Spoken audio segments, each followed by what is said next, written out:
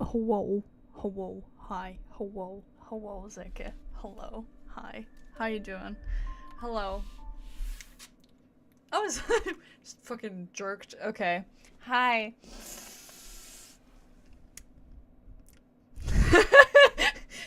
It's just like, I did not stream yesterday. So how about those election results?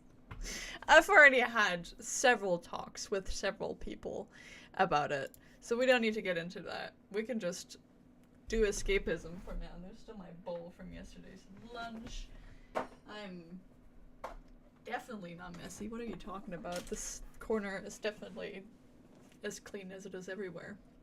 So there you are. There I am. With my little monster that I haven't even opened yet, but it's still nice and cold. You know. How dare you trap my nail in your aluminum entrapments. How dare. Oof. Well, my favorite political commentator, Juno. Me, who never speaks politics ever. But yeah, to anybody and everybody of my American viewers, because there are strangely quite a couple, I hope you're doing well. Do get resources if you can.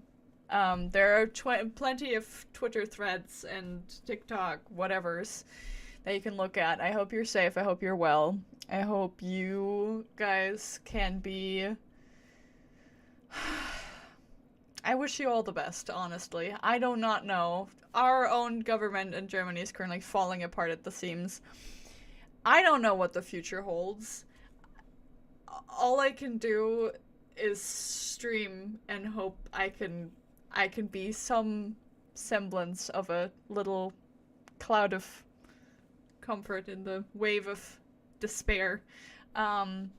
So I'm gonna try not to be too doomy gloomy about it. I just hope everybody's doing alright. And if you aren't, I hope it gets better. I hope you can find some lights in all this, and to all of my LGBTQIA folks out there, the most important thing, as many people are saying, is to stay alive and to stay here, to stay and just keep existing, as have your existence be the revolution in that sense. As corny as that sounds, just keep being alive, keep being yourself. Don't let them control you. Specifically, in America, do not have any type type of intercourse with men. That is dangerous. That is now considered dangerous. So a lot of shit just boils down to do stay alive and do stay safe out there, all of you. But that's about the biggest political little... I mean, it's not political. That is essentially just common human decency. That's all that is. Making sure y'all are alright. But mostly it's just stay alive, stay kicking, and don't let them get you down. But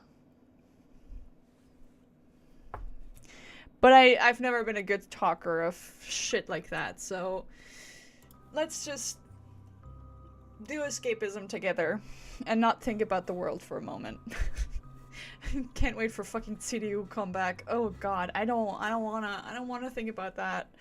But everybody in Germany, also do see if you can, if there's any like sort of campaigns for a re-vote in America or a recount of the votes. Do stay active for that and sign whatever you can if there is options for that. Do keep vigilant of that, because there's, you know, this slim, tiny, minuscule percentage of a chance that there might be a change, but we don't know. Least of all I have just been kind of noticing things. But yeah, for the Germans as well, do vote. When people, like, when shit is happening, vote. If you're old enough, vote. And vote for the right people and not for the fucking CDU, okay? Vote for people that are actually good for our future. Thank you. But yeah. We got Valentine 20. Valentine 20? Hanyama? Valentine's bestie. Oh my god. Oh yeah, you. I don't know. What are you doing? Are you going out for Valentine's? Well, I'm utterly confused, but thank you for, yeah, I will have fun with Honkai. Also, hi Helen. Hi. God, brain is dead. Where are my straws? I had a straw somewhere, but it's gone now. No, it's over there. Do I have one here? Do I really need to get up and move? Couldn't I have done this before stream? Or do I just suck it up and just drink out of the can like a normal person? It's our anniversary of your friendship? Crazy. Aw, cute. Yay. Valentine's. I suppose. Yeah, I do not know. I do not know a lot of things. There's a lot of things I do not know. I'm still getting updates from Mary. Anyways. / pause. Yeah, so Honkai. I've just very quickly done my little farming things for the teams. So we don't need to do that on stream, and I don't need to feel like I'm wasting time on shit. God, stop that. Textures of my nails hitting some loose threads in my socks. Hate it. But yeah. Wait, nope. I keep forgetting that when I am in the game, I cannot do things. Alright, I think I'm gonna need to move my little camera. Hum num num. Alrighty tighty. Does that work? I think that works. Alright. Also, where are you? Oh, somebody used the Rizzler. Hello, and thank you, the Rizzler, for giving me some credits. I did not even see that. Anyways, so today's plan is to go continue the story a little bit. I don't know how long I'm gonna go. I mean, with this, I'll go a little bit. But probably not super long. Like, I might cut it at, like, 11. If it goes that far, we don't know. So, like, in 3 hours, I'll be, like, hard cut. But yeah, just to manage expectations. And tomorrow, there will be Stardew Valleys. But yeah, we are in this weird, dream space situation. Where apparently Robin also disappeared too. Hello. There they are. There's the twins. Well, not, I don't know, the siblings for sure. And then we went here, and there's statues and engravings made, and there's Misha, and there's Firefly, there's Robin, there's Sunday, and there's Gallagher, and this guy, Micah. I really thought this was, like, Misha and Micah were, like, the same guy. They were not. It's like, are you a time traveler? Are you a double? Are you an adult version of the little guy? No. I just am very bad with names. Alright. I mean, I can ask Gallagher about the situation. I can also talk to the rest of them and see what they have to think about things. The atmosphere sure is livened up with all these people in here. I mean, sure. Let's see. I brought Gallagher here. It's time to face the truth. Oh, the truth about him being a weirdo, I suppose? Hello. Well, I did my job. I gathered everyone here. Gallagher will explain the rest to you. Take care. Yippee. Can I speak to you? Yes. Hi. You. Brother. There's no need for words. You're safe. And that's all that matters. No words! Okay. Cool. Alright. Gallagher. By the way, is the sound okay for you guys? Or should I turn the game down a little bit? Because it seems like it's a little loud. I can turn it down a little bit. So it's like a smidgen. Because I can turn it up for me.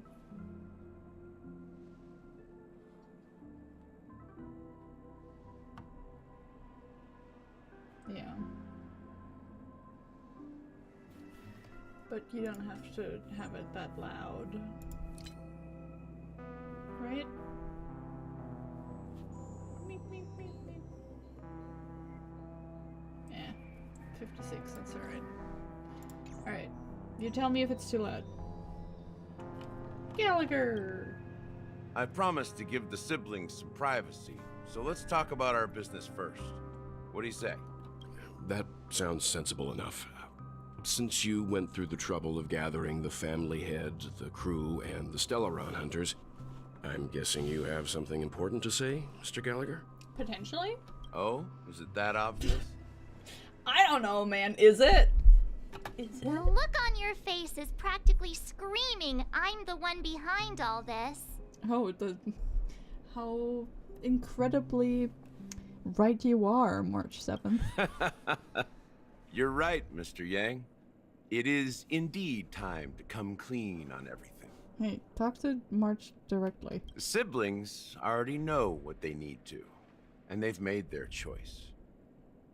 But you, Nameless, arrived a bit late. So it's only fair that I answer your questions. Okay. Before we begin, let me reintroduce myself.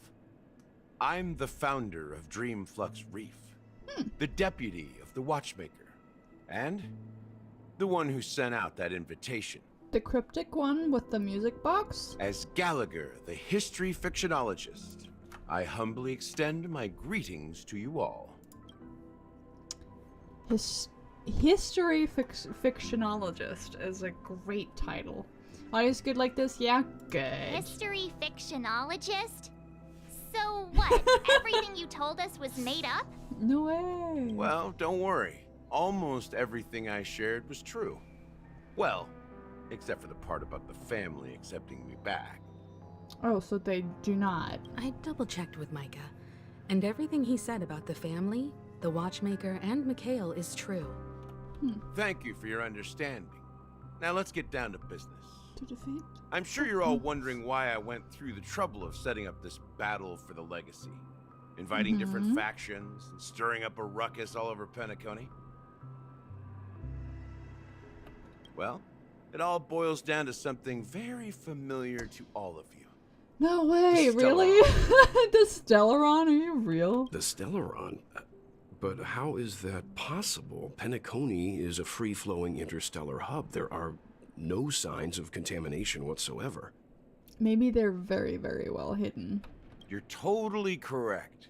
So, care to take a guess at what that means? The Stellaron is like being used correctly and isn't destabilized, maybe? Stellaron has been completely sealed. Someone is manipulating the Stellaron. You're pulling our leg again. It has been completely I sealed. wish that were the truth. But if that were the case, I wouldn't have invited all of you. Well, I mean, you could have to tell us that it's fine, we can go home. The sweet dream doesn't come out of thin air. If you think of the memory zone as the sea, creating the land of the dreams is like filling that wild ocean with earth to make an island. Fair. To achieve this feat, without the help of an emanator of remembrance or enigmata, the only way is to use a Stellaron. Damn. And that's not something you can achieve with a simple wish. It requires vast quantities of knowledge, time, and manpower. I'm sure you get what I'm hinting at. In Azdana, the planet of festivities itself is a Stellaron disaster. Ha. So we do have the sort of the conundrum of people like Firefly not being able to really use their bodies to their full extent outside of the, you know, the planet of festivities, so they are doing the little escapism thing in here. So we're kind of at a crossroads, and we have to, well, not a crossroads, just generally in a very tricky situation of do we do this or do we let this go on? The planet of festivities itself is a Stellaron disaster? Oui, oui, mon ami. It all started a long time ago, back when the Watchmaker and his crew liberated the frontier prison. They faced countless challenges as they began building Penacony from the ground up. That's when the idea of using the Stellaron came into play. The Stellaron first entered the Azdana system during the war. The Nameless warned everyone against the folly of attempting to tamper with such a power. Yeah. And most heeded their words. Most. But there are always people in the shadows with ulterior motives. Don't you know it? The turning point came after Tiernan's death. With two of the Nameless gone, the Watchmaker had to go to the front lines. It was at that moment his rivals saw an opportunity. Oh well. That's not good, is it?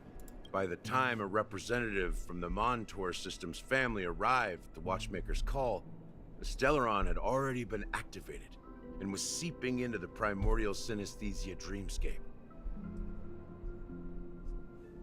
And I suppose the family happened to possess the knowledge to seal the Stellaron?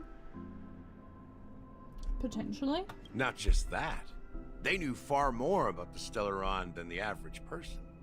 They helped Mikhail swiftly quell the civil unrest and played a part in building Penacony under the disguise of the Harmony.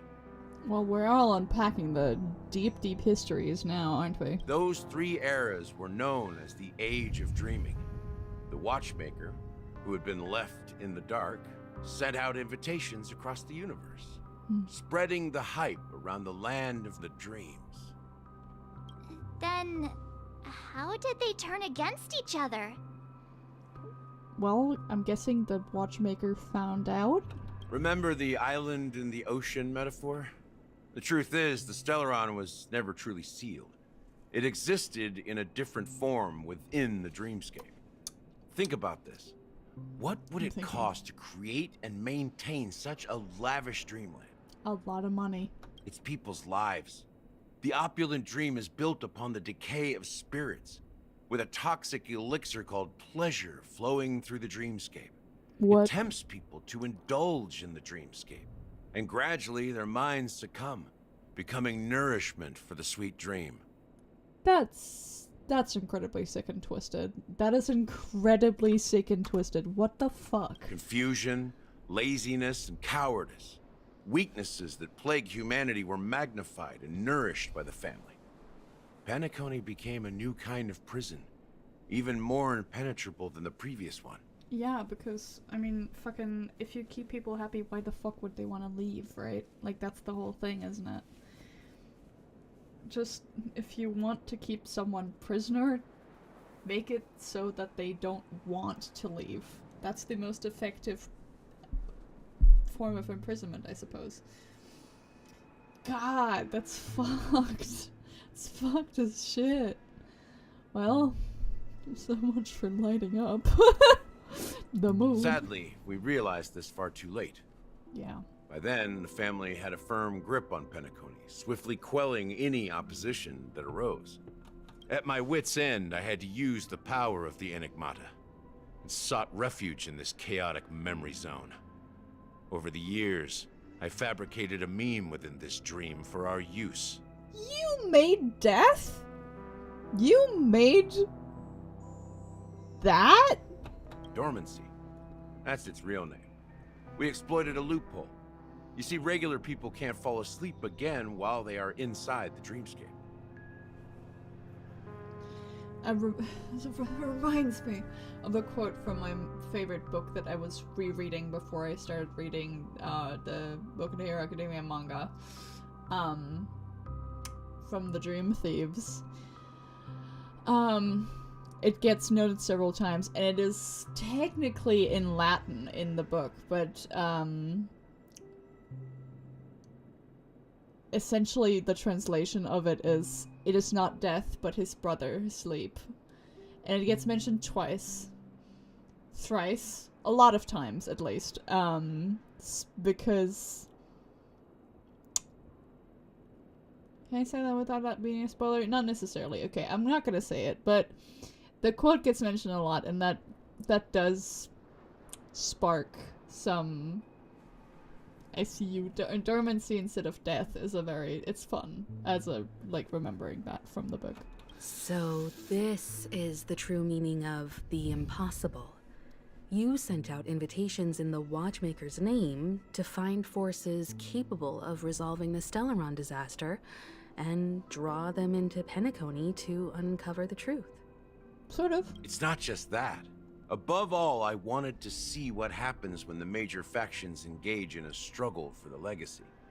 Since this is the Watchmaker's first announcement in decades, the traitor within the family is bound to reveal themselves. So, the legacy is just a facade. Essentially. If you want to consider the Stellaron as the legacy, I'm totally fine with that. If that's the case, where is the Stellaron now? It's everywhere.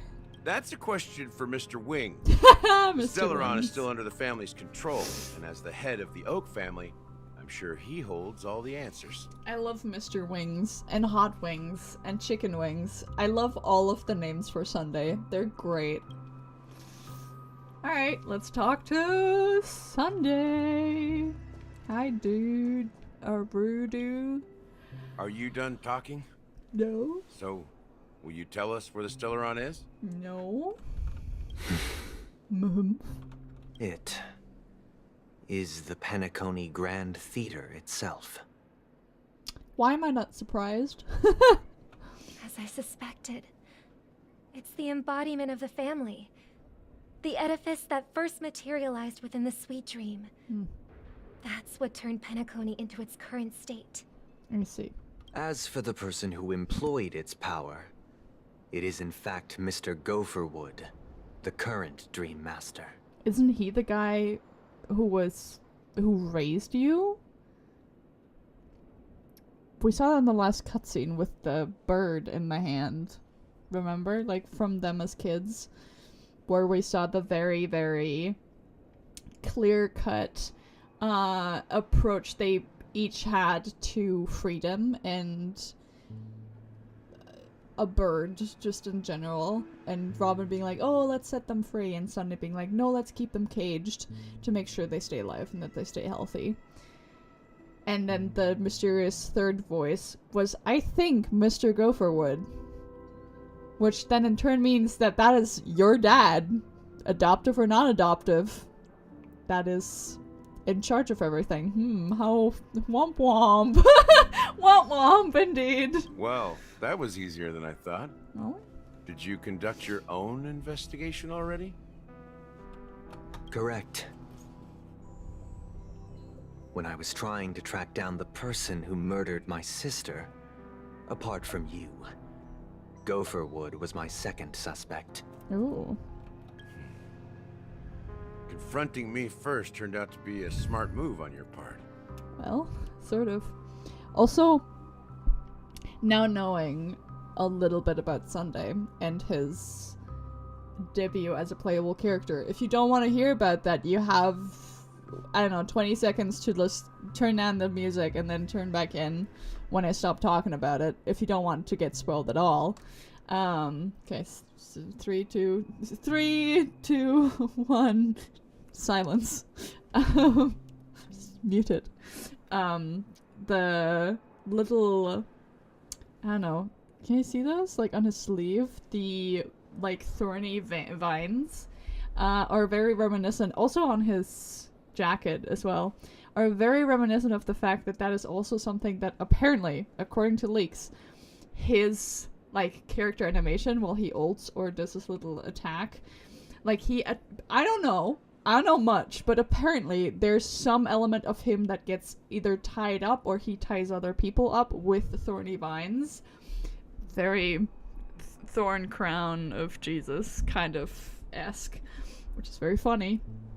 But I've just noticed that there is also, you know, the things on the sleeves and stuff. That is clever. I like that. Anyways, you can come in now. You can come back now.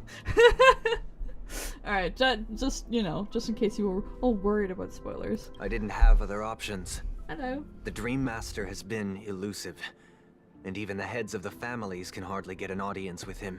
It's time to crash the party, babe. Moreover, Mr. Gopherwood has been kind to my sister and me. Yeah. And I didn't want it all to end like this. Well, we can go. What do you mean by that? To be honest, my brother and I are also victims of the cancer of all worlds. We grew up as orphans, and were adopted by the family when they came to help. Mr. Gopherwood recognized our potential and brought us to Penacony. But I can't just stand by and watch Mr. Gopherwood become an enemy of the Harmony. I won't use my voice to support an evil cause. I won't step on that stage and sing, no matter who the traitor is, or what orders they give me. I won't let the Charmony Festival become an event that destroys Harmony itself. Well, I mean, we do have Sparkles, who is running around giving everybody fucking bomb buttons. For the paradise in our dreams. No. Indeed. For the paradise in our dreams. You're acting awful suspicious, brother. As the head of the Oak family, I'm responsible for ensuring Penacony's promising future. Uh-huh. Robin and I will head into the sweet dream and confront the Dream Master. And if it turns out that the family has truly strayed from the Harmony...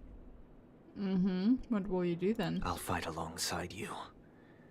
We'll put the Charmony Festival on hold and make sure Mr. Gopherwood pays for his blood debt. Can we come with you to ensure that there's no trickery going on? The enemies you are about to face aren't like this old dog here, who can barely even bark. Oh, baby. Come on, cut yourself some slack, dude. You're not that bad. You're Since our doing interests well. are aligned, why don't we team up? Why don't Maybe, we? just maybe. Maybe. We'll have a shot at success. Potentially. We have always been following in the footsteps of our nameless predecessors, and there's no reason to stop now. Yeah, we Nameless won't back down from a challenge. Isn't that right, Miss Trailblazer? Never. Ain't nothing to fear no more. Heroes never back down. Going up against nah, I'd surrender. No. Ain't nothing to fear no more. That line actually makes me a bit nervous. I'm gonna go up with everything, just like my wife. Rest assured, sitting on the sidelines isn't in our nature. Mr. Sunday, Miss Robin, I'm willing to accompany you on behalf of the Astral Express. Having a third party present should help with negotiations. and could make all the difference if things get ugly. Thank you, Mr. Yang. Okay. Thank you all very much. Always. The Charmony Festival is about to start, and time is against us. We must hasten. Let's go hasten then. Everyone, let's gather over here. We still need to make some preparations. Okay. Hello, Mr. Yang. I may have been quick to step up to the plate, but confronting the Dream Master could be a very dangerous affair. You don't say. Huh? Even you're saying that, Mr. Yang? How powerful is that Dream Master? Very, very. He's the leader of the families of Penacony, and he has the entire power of the Harmony behind him. Not to mention the Stellaron in his possession. We must proceed with great caution. Not with mediocre caution, just great one? Okay. Maybe you can just stay behind this time, Mr. Yang? Old man, we're worried about you. No, that won't do. Even if we count Robin as an ally, something felt off about Mr. Sunday just now. Although, I can't quite put my finger on it. Yeah, I have to well, make sure he won't turn against us when things start to get dicey. we can take Mr. Dicey Boy on our... I mean, I already have him on my team, so I don't know. We'll be fine. You're still carrying the keepsake the IPC envoy gave you, right? May I borrow it for a moment? Which one? Ah, yes. Aventurine's token. A token of the Interastral Peace Corporation. You remember the envoy played a little trick with it. Huh. I knew it. It's a tracker? What do you need it for? As I suspected, this chip Aventurine gave to you is actually a miniature transmitter. Oh my god. If I'm right, he intends to use it to track your location or contact you when needed. As it so happens, this may actually be of some use in the current situation. I was gonna say, we could just take him with us. Aventurine? Is he still alive? Hi, And fucking what hope does so. he have to do with our mission to confront the Dream Master? He's got a great shield. We can use that. Remember what I said earlier?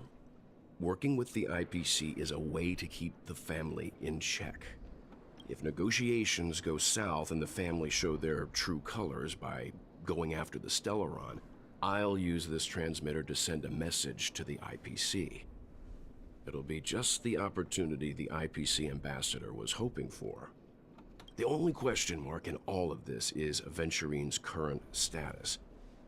But the IPC is always listening, especially senior strategic investment department heads like him. Getting the message across shouldn't be a problem. Yeah, that's fair. Good luck to you, Welt. Well, you take care too. If anything goes wrong, don't worry about me. Just make sure to seal the Stellaron. Well, be okay. Spoken like a true hero. Yippee. Even if the Dream Master is innocent, the family's corruption runs deep. I won't make the same mistake Mikhail did. Let's wish him the best of luck. Yes. Don't you have something else to tell us, Gallagher? Just looking straight through him like a piece of glass. Why would you say so? Before we departed, the conductor asked us to inquire about the three nameless in Penacony. We've already collected intel about Razalina and Tiernan, so the only one left is Legwork. If I'm not mistaken, we've already met him somewhere, haven't we? Legwork? Is that his name? It's not enough to say meat, but the answer is pretty obvious.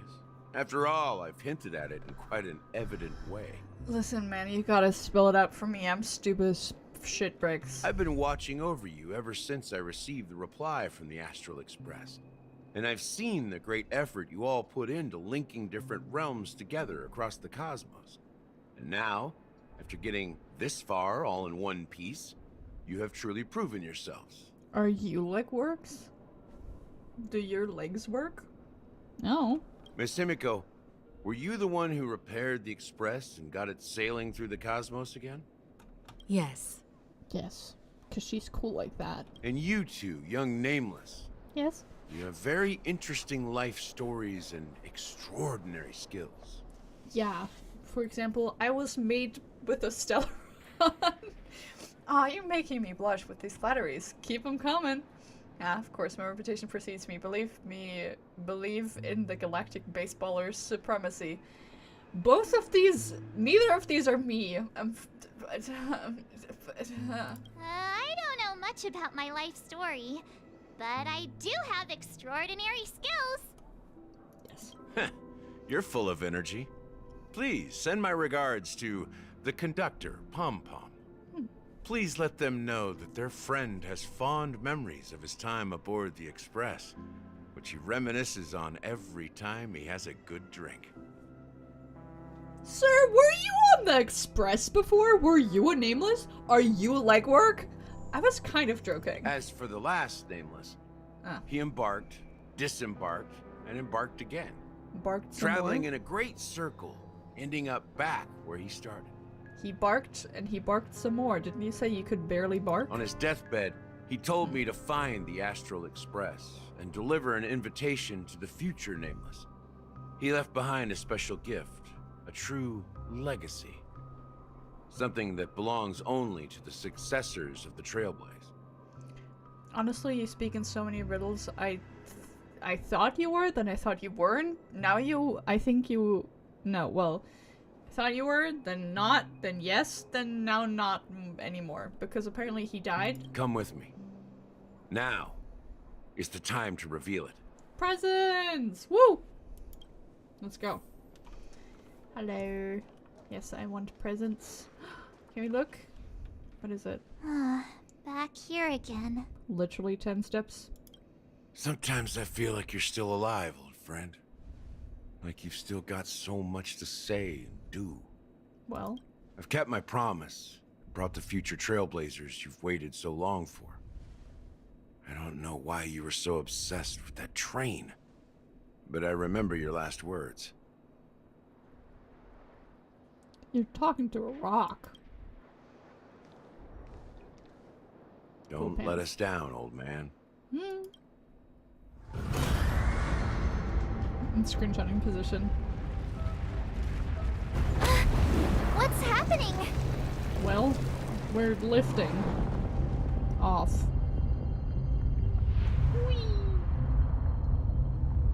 Hello. That's a cool shot. Hi. Yay.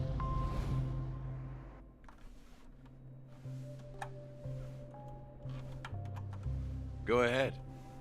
His resting place lies in the garden up ahead.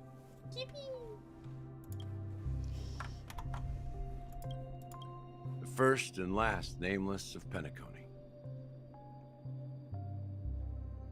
I was gonna say, are you, is that a threat? Are you telling us that we are the last?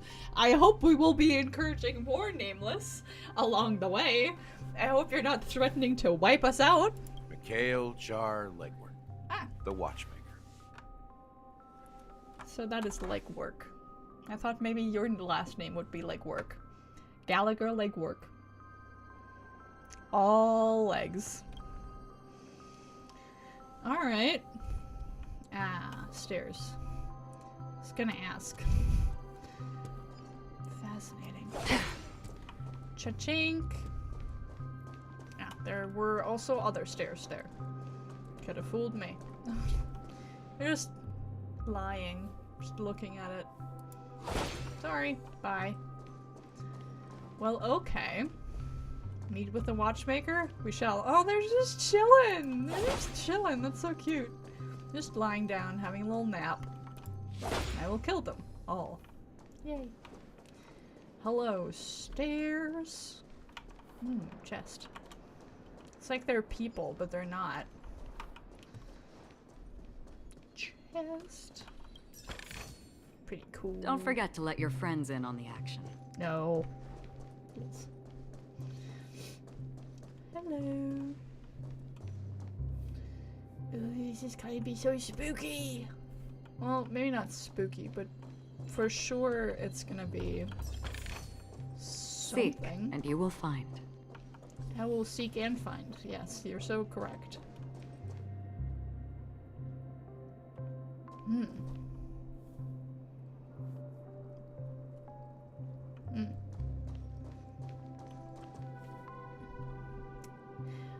Well, beneath the surface of Memory Zone, in a garden closest to the full moon in the water, an elderly man rests on a recliner, enveloped in utter silence.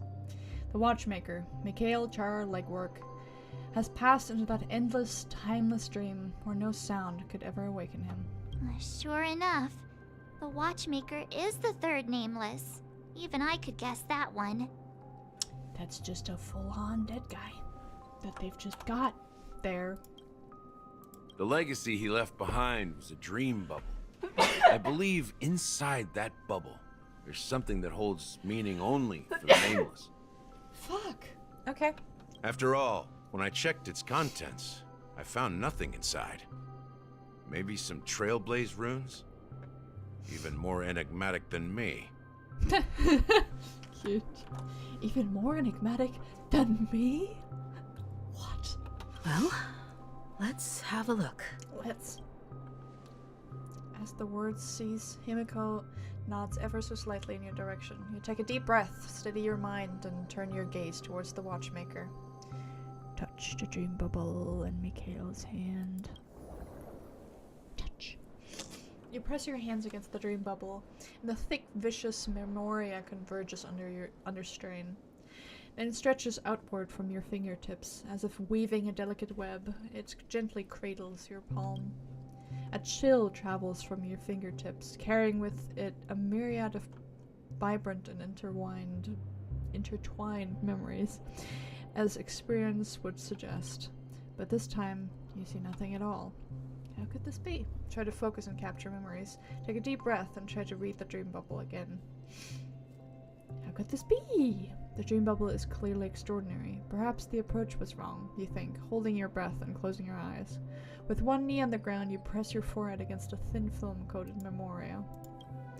Yet, before you, there remains an abyss of darkness. No crimson sun descending upon snow-capped mountains, no gentle laughter, no twinkling stars, no echoes of swords clashing, and most of all, no traces of trailblaze. There's nothing is there. Indubitably.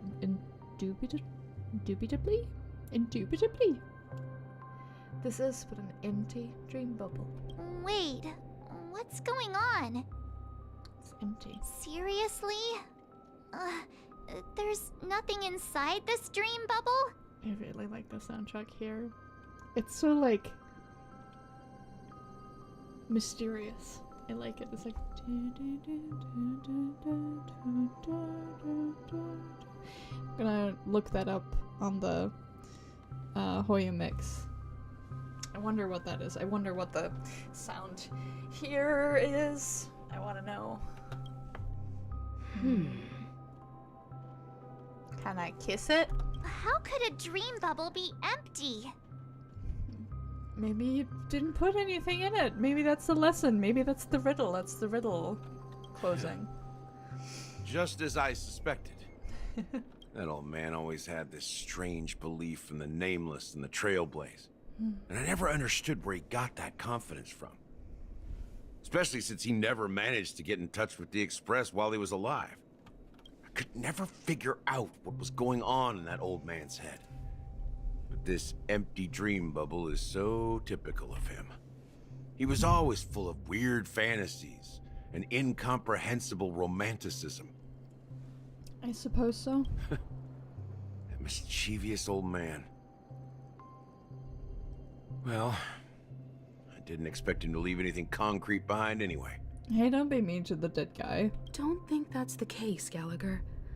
I'm sure Mikhail has left us the most precious thing of all. Time to think? ... Well? Well?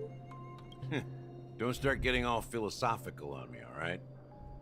Just as Mikhail believes in the nameless of the future, we unconditionally believe in the nameless of the past. How could they leave with regrets for the future when they were ready to dedicate their lives to the land they loved? There must be something contained in this dream bubble. It's just we haven't figured it out yet. You also have faith in the Watchmaker, don't you, Gallagher? Do you know something I don't, Seka? I don't know which line you're referring to, because the delay is probably quite large. Well, I'm a follower of the Enigmata. My philosophy forbids me to have faith in anything. This in the same strain of words as I'm 13. That's why I understand what faith means in the path of Trailblaze. And I also want to know what he left behind. I'll leave it to you guys then. Oh no, this was about the fantasies and romanticism. I see. Well.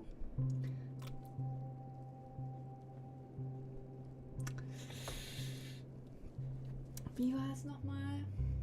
Akzeptanz ist der erste Schritt zur Besserung? Or something like that? You got it, bro. Nein, Selbsterkennung.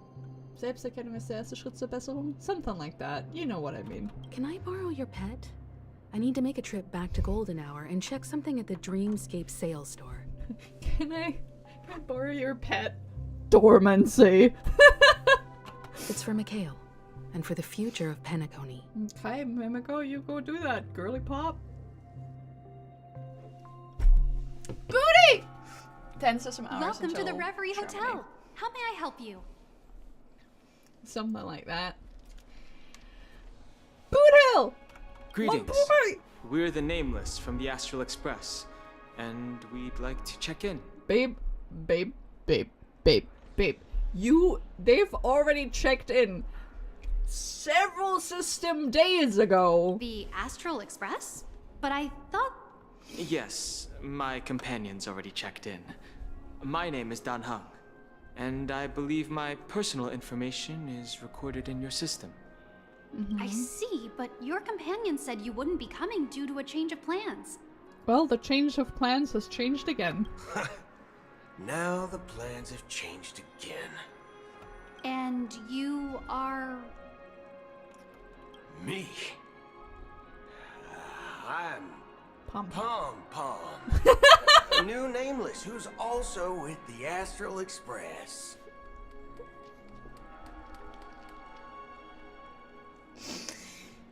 I'm Pom Pom. He's my fellow trailblazer. We responded to the family's invitation before he boarded the express, so he wasn't registered in your system. Is it possible to accommodate him as well? Oh my god, he's like just speaking through like his teeth. It's like, you know what's not? It's so cute. Oh, I see. Another one of the Nameless had a similar situation. Seems like a lot of people are joining the Trailblaze these days. Haha. Since there's a precedent, it shouldn't be a problem. Just give me a second to contact your companions. Burp, burp. I'm sorry, dear guests, but it seems I'm unable to reach the other members of the Astral Express. 'Cause we're in dormancy. What do you mean by unable to reach them? My apologies. This is the first time I've encountered a situation like this. However, the system indicates that those guests are still in the dreamscape. Just in the lowest layer of it. How about this? Give me their room number, and we'll go check on them ourselves. Heh. I'm afraid that's not possible. I need to verify both of your identities before I can share any guest information. 1 second. Did not realize that Telegram was still open on the side.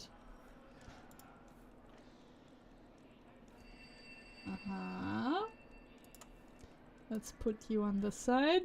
How about you just wake up someone? Let's say, Welt? I'm sorry, but there are strict rules regarding forced awakening. It cannot be done without the proper clearance. My bad, sorry about that. I did not remember that it was on this side. My bad. So nothing works, huh? What's your solution then? Are you saying we sleep here? At the reception. Such a drama queen.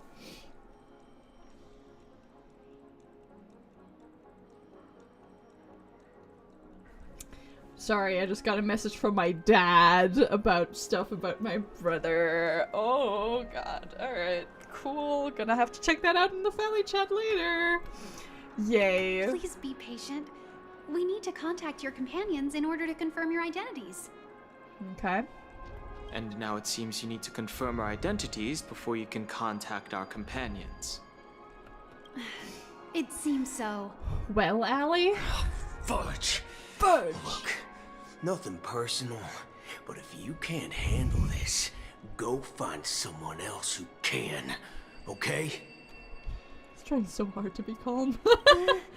Please calm down, dear guests. I do recall that Mr. Sunday, the Oak family head, I'll update you. personally handled this issue earlier. Oh, please wait a moment while I contact him.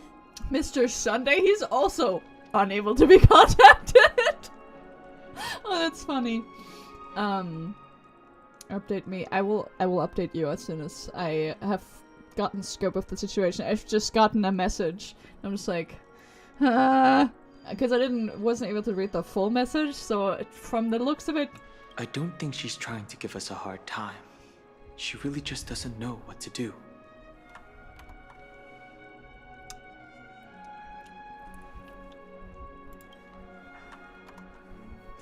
it's giving married couple, I have a but they're bad feeling about fully this. strangers. It's so You funny. tried to contact them on the express earlier, but they didn't respond. Praying for you, thank you. I mean, it doesn't have anything to do with me, specifically. But it has to do with my brother, so it's like... Ugh. Something doesn't seem right. I need to leave for a moment. You can stay here with the receptionist. Okay. Sure thing. Just don't keep me waiting forever. Don Hung seems pretty worried about his companions. I should give him some space. Stressing out about it won't help anything. Baby!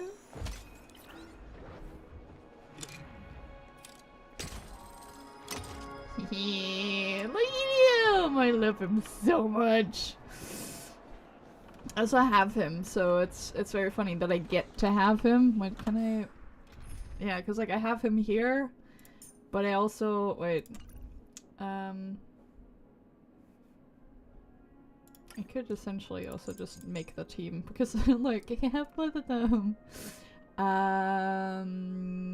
Which one did I do it? This way, that way. There we go. Because like they're fine and good, but this is the correct team lineup that he needs to function well in a fight.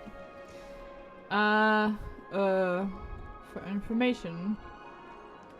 For Don Hung, let's work together. Oh, I was gonna say, oh my god, Sabrina and me, Juno, it's me, tiny boy, tiny blonde boy, border star princess. Well, she's also the princess of being small, short and sweet. Carpets, I guess. Hi. The Charmony Festival is about to start! I'm so excited! Yay! Hey! You guys here for the Charmony Festival too? Well, I didn't come all the way here specially for the festival. Honestly, I don't really even know what it's about. But I heard it's a lot of fun! Well, back in my homeworld, Anaria, we have festivals like that all the time. My dad threw me a birthday party one time that was just as extravagant as the Charmony Festival. You look like 25. You sound 67. Oh, come on! The Charmony Festival is a once-in-an-Amber-era event. How can a birthday party compare? Well, it depends how fucking rich your parents are. Well, you never know, right? Maybe on her world, birthdays only happen once in Amber Era. Anyway, let's forget about that. Have you heard about the, unsettling things happening in the dreamscape? Unsettling things. Don't make them nervous. Unsettling things? What could possibly go wrong? It better not ruin the Charmony Festival! I've been looking forward to it! Don't make them nervous, Booty. Relax. With a big event like this, there's bound to be lots of gossip and rumors. Don't worry. If anything does happen, the family will be on top of it. Or in the middle of it. Or pulling the strings. Oh, that's a relief. I didn't come all this way to see the festival go down the drain. Oh, he's a magnificent actor. Well, looks like I won't get any fudging clues out of these two. They're clueless. It's so funny knowing that it's the only reason why he's not actively swearing is because he's censoring himself, so it would be so funny to just hear him say fuck. Mother fudger. Mother fudging piece of shirt. Cody! Hi, Cody. Greetings. I'm Cody of the Bloodhound family, head of security for the hotel. How may I assist you? What's going on? Hello. So, there's something I wanted to ask about. I've been hearing some unsettling rumors about certain incidents that might affect the Charmony Festival. I love his, very slight southern accent. It's not super strong.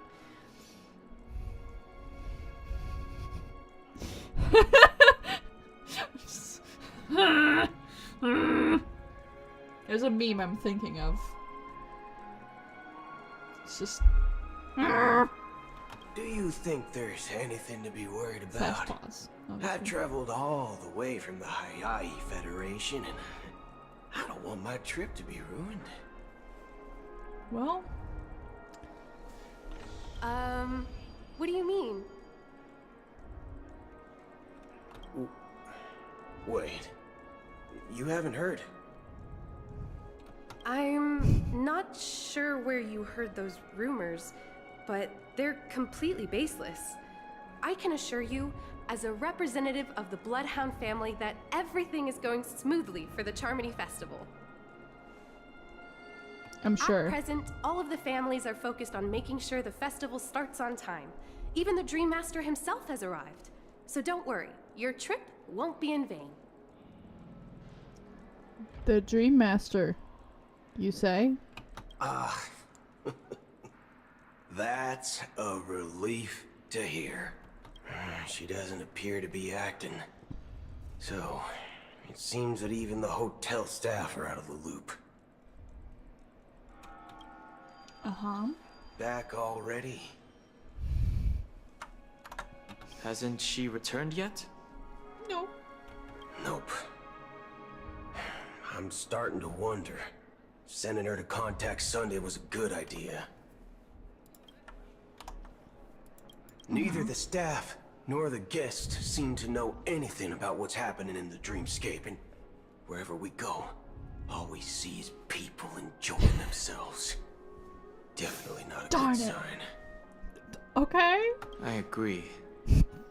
Another unusual thing is that the Oak family is supposed to be in charge of organizing the council and managing everything inside and outside the dreamscape. However, I walked around the hotel, but didn't meet a single member of the Oak family on such an important day. Well, I'll be forked. If I remember correctly, the head of the Oak family is that Sunday guy, right? Well, I'll be forked. We shouldn't linger here too long. Let's go back to the Express for now. Not so fast. You ever robbed the IPC, bro? If you run away now, everyone will be chasing after you. Are you suggesting we sit here and do nothing? We can get drinks. I wouldn't say do nothing. But let's stay put for now. Even if the family has ulterior motives, they couldn't have anticipated us showing up here. We're the surprise factor for them. They don't want to attract unwanted attention from certain outsiders, so they won't do anything reckless. See? The IPC lackeys are keeping a close eye on this hotel. If I were a family member, I'd find an official excuse and keep the surprise factors here. If we just wait here, that would be like walking into their trap. Well? Of course, we don't need to walk into their trap. I gave a backup plan to the memo keeper. If it turns out we won't be allowed to enter the dreamscape, she'll order a drink for me in the VIP lounge at the hotel. In reality... A secret signal. Yes. That's right. He's so smart. Oh, a concrete object can indeed help the memo keeper establish a connection with you.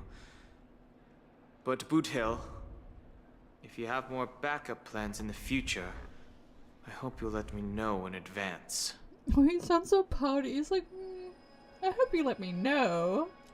I'm sorry, but it's one of my quirks. I have too many unreliable friends. And if I reveal that I have backup plans, things can go awry.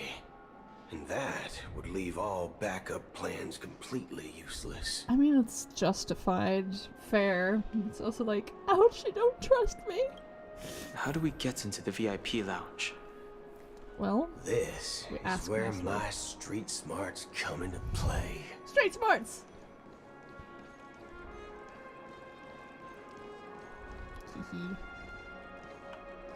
Do you have USB holders on your shoe bottoms? What is that? What are the brown stripy things? Can I not hold a pose so I can look? Okay. Dennis! Hello, Dennis. Wie geht's dir? You're the lobby manager, right? Yes, I am. How may Yeah. I assist you? We're the Nameless from the Astral Express. We wanted to check in, but there's something wrong with your system. The lady at the front desk said she would contact the manager, but now she's nowhere to be found. Boot Hill is just class A fucking Karen's like, I want to talk to you, manager. Now, we've been waiting here forever, without any food or water. What the fork, man? Is this how the family treats its guests? What the fork, man? Is this your idea of street smarts? Starting an altercation? Sweetie, trust him. He's got the Karening down to a science. It's called standing up for your rights. That's the most southern thing ever. I apologize for the inconvenience. Please wait while we try to contact Mr. Sunday. I'll arrange 2 premium seats in the VIP lounge so you can rest there while you wait. See, Dunham? Street smarts. See? Just like that. Just don't call yourself Nameless next time. This bar's something else. Certainly worthy of the planet of festivities. Surely. Teehee. I wish I could jump. I wish I could climb shit. Can I sit down? Can I sit down on the corner bench? No. Insanity. Hello, dude Anderson. Hello, Anderson. Good evening, gentlemen. Hello. Hey, I have an order for a bottle of Donna's White Oak. Can you help us find it? Donna's White Oak. I think there might be a misunderstanding. We don't serve that here. Oh, no way. Are you sure you're not mistaken? If someone had reserved such a beverage, I would definitely remember it. It sells for hundreds of thousands of credits per bottle, after all. I couldn't afford to cover for such an item if it were broken or lost. That's strange. Well, could it be that the memo keeper couldn't afford it? You don't know, maybe she never ordered it in the first place. Then what should we do now? Oh, no need to rush. Let's grab some drinks first. Maybe I arrived too early and he hasn't come yet. Now, let's see what kind of juice malts you all have here. Well, give me a glass of Hingham Valley, 40 years. I'll have it neat. No ice. I take my whiskey neat. Sorry. That's hilarious though, that he does not, he likes his whiskey warm. No ice, baby. All hot. Wow, that's the most expensive one on the list. You have a taste for the finer things. It's on the house, anyway. Since when? What can I get for you? Anything you recommend is fine. I'll have I'll have a tea. Just tea. Then I would recommend today's special, Glass Village. It's classic Soul Glad mixed with Laboom juice. It's refreshing and suits your cool demeanor. Just 1 minute. Cool demeanor. Ah, this flavor. Dynamite barbecue with rocket fuel. Ooh, it really hits the spot. Truly the finest sherry cask aged malt juice in the cosmos. I'm guessing the juice is synonymous with a type of alcohol. Because they can't say that. Because if it's actually juice, it would be hilarious. Dynamite barbecue with rocket fuel. Is that really something that humans enjoy? Oh yeah, right. He is also just human presenting. He is actually not human. I forgot about the fact that he's literally a dragon. Hey, this guy doesn't know anything at all. As long as you're satisfied, dear guests, please enjoy. Let's give the memo keeper another half system hour. If she doesn't show up, we'll need to come up with a new plan. In the meantime, let's take stock of the situation. What do you think? The situation is unclear. Something must have happened on the planet of festivities, but the public is unaware of it. Someone in a position of power within the family must be covering it up. It's unusual for the followers of the Harmony to invite other factions, let alone the IPC and the Masked Fools. True. If what you said about the Emanator of the Nihility is true, the situation in Penacony is a little complicated, to say the least. A little? Actually, there's something else I'm concerned about. Regarding Acheron. My baby, my wife. As you know, the faction that follows the path of the Hunt are some of the most dangerous folks in the cosmos to mess with. I mean, who in their right mind would impersonate the Cienjo Alliance or the Galaxy Rangers? It's like asking for a death wish. Isn't there a saying among the Cienjo people that the Rainbow Sect lets their Lux Arrow do all the beating? Talking. Do all the talking. Oh, baby. Well, you know what I mean. Even though the Galaxy Rangers have been out of sight for years, we've been keeping an eye on this region. Even the dumbest criminals know better than to mess with the Annihilation Gang, much less the Rangers. Yeah. But that Acheron lady, she doesn't seem like a lunatic at all. Well, on the contrary, she's highly logical and organized. She knows exactly when to hold back and when to strike without mercy. And do you believe that someone like her would have an ulterior motive for impersonating a Galaxy Ranger? I'm not entirely sure, but I do have my suspicions. Maybe she knows a Galaxy Ranger, or perhaps she's trying to lure us out for some reason, which I can't figure out.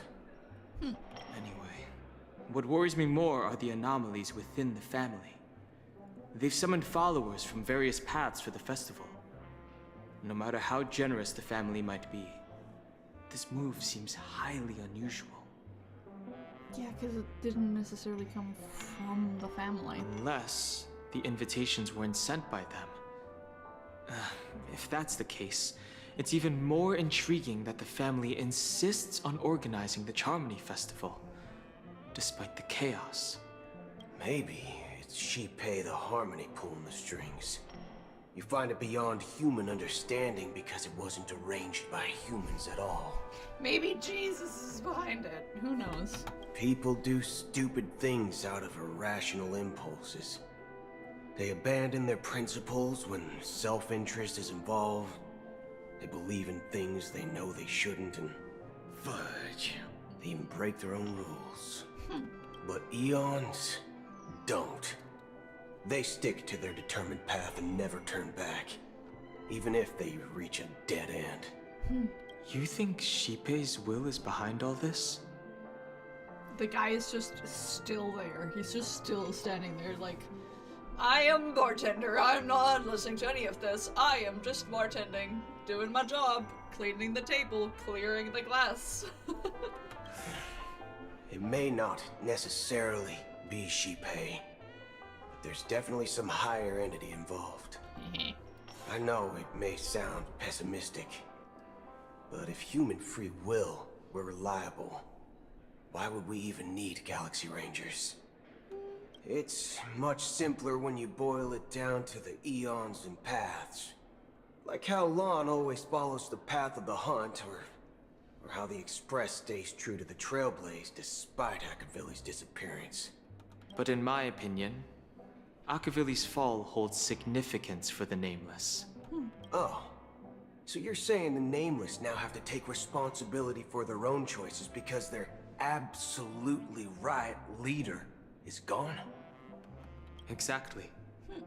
I believe the purpose of the journey isn't just about following a path that's always considered absolutely right. It's more about doing your best to choose the right path for yourself among countless possibilities, even with limited insight and judgment. Oh, you're so smart. I don't know what you've been through, but I agree that people must take responsibility for their choices, because no one else can do it for them. Bonding! Woo! That's why the Galaxy Rangers need to uncover the imposter and figure out her true intentions. Her? Are you sure it's a her? Just in case. I have a backup plan if the Memo Keeper doesn't show up. It's my final one, I promise. This is my final backup plan. I promise. Wink. You sure have a lot of cards up your sleeve. If they even fit, given that he's got robot arms and very short sleeves and a very short jacket. Man, if he had skin, I'd be, I think, one of the skimpiest outfits in the game. Even with the ladies. Well, going back to my old career would make things a lot easier. By the way, when you were walking around the hotel, did you happen to see any important looking guests? I mean, what's your plan? It's simple. We just grab some hostages and use them as bargaining chips with the family. Or maybe we can even take their identities. Boodle! No need for that. We'll return to the Express now. It's like, how dare you? No, no. Wait. Are you getting scared? Draw your weapon. Let's make a big scene. Sweetie. Are you leaving, esteemed guests? Would you like to cancel that As Donna's White Oak you just ordered? Huh? As Donna's White Oak?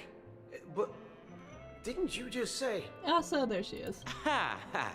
Looks like you are a bit intoxicated, esteemed guests. You ordered a bottle of As Donna's White Oak just a moment ago. Haha. Looks like your Memo Keeper friend has finally arrived. So we don't need to do a scene after all. Oh, right. Sorry, my memory's not the best. You know, too many modifications and all. Anyway, let me check. Well, fork me. It says Donna's White Oak, all right. And there's a note. I'll be waiting for you on the Astral Express. Well, there we are. We still need to go back. No mistake. That's her message to you. She knew the hotel wasn't safe, so she suggested we find another place. Yippee! So let's go. Well, looks like we took a detour, but now it's back to the Astral Express. So, what are we waiting for? Let's go. Let's go. You're back? 2 guests just boarded saying they were looking for Boot Hill, so I told them to wait in the parlor car. Booty! Oh, just in time. 2 guests? Yeah, I was about to say. She's one of them. Look, we welcome all passengers on the Astral Express, but sneaking in like that? You have no regard for etiquette. My apologies, conductor. It was an oversight on my part. I assumed you were already acquainted with the garden. Given the chaotic situation in Penacony, the Nameless are the only ones we can truly trust right now. Yay. You are the memo keeper. Yes. Pleased to meet you, Dan Hung. I've seen you in others' memories. And as for Boot Hill, this is our first face-to-face meeting. I hope you enjoyed that bottle of Astana's White Oak.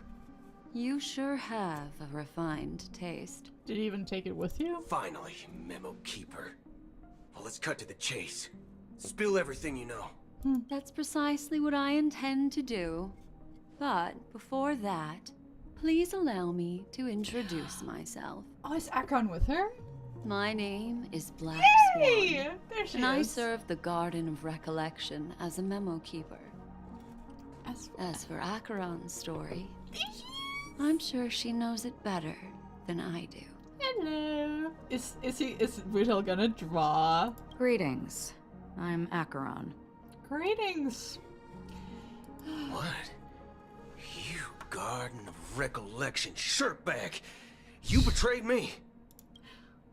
I apologize, but she did that at my request. Due to certain reasons, I have been exiled by the family. Thankfully, this memo keeper came to my aid and helped me escape their surveillance unnoticed. To be honest, it was more like stalking than helping. And the process was far from unnoticed. But we did escape. She's so sweet. She's so cute. I asked her to guide me to a place beyond the family's reach and to contact a few trustworthy individuals. Namely, all of you. Yay. Trustworthy? Son of a nice lady. You think I'm dumb or something? No. Never. How about this? I'll put a few bullet holes in your head and see what secrets spill out. Then, we can talk about trust. He looks so cool. I love him so much. Yeah. It doesn't have to be like that. I'm willing to answer all your questions, but not right now.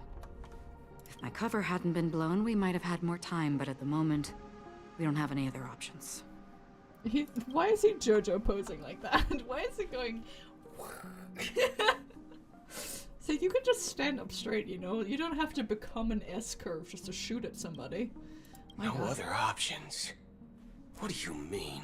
What are you up to, lady? This is the only way I can ensure everyone's safety. Uh-huh. I kindly request an immediate warp jump out of the Astana star system. Sweetheart, our people are still inside of the dream.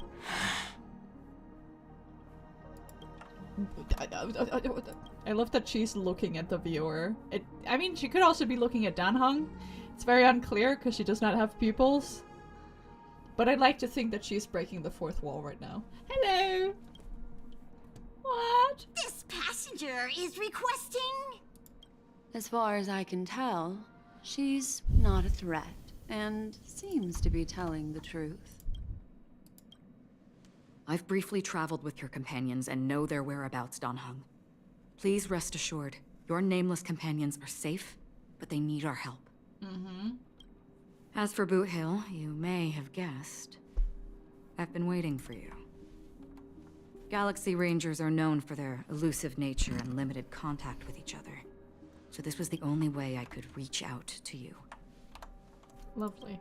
Oh, he looks so upset at that, though.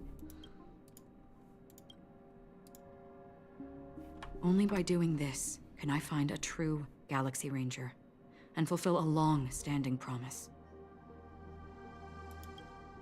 To return his relics to their rightful owner. Someone once told me that every rainfall is like a gift from the heavens, a sign of their mercy upon the world.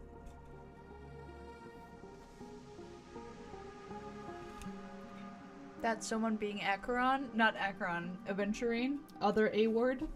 Like asshole? Raindrops are said to be the tears of the gods, shed in response to the sorrows of the world. Their constant pouring is a reminder that the gods haven't abandoned us yet. It could surely be something Aventurine has said. So, how long has this rain been going on for? Well, that is sick! Look at the hands, man. That's crazy. Who are you? Who are you? Are you an old man? Old lady? A little umbrella. So cute. I used to believe, old man, just like you, that it would eventually stop.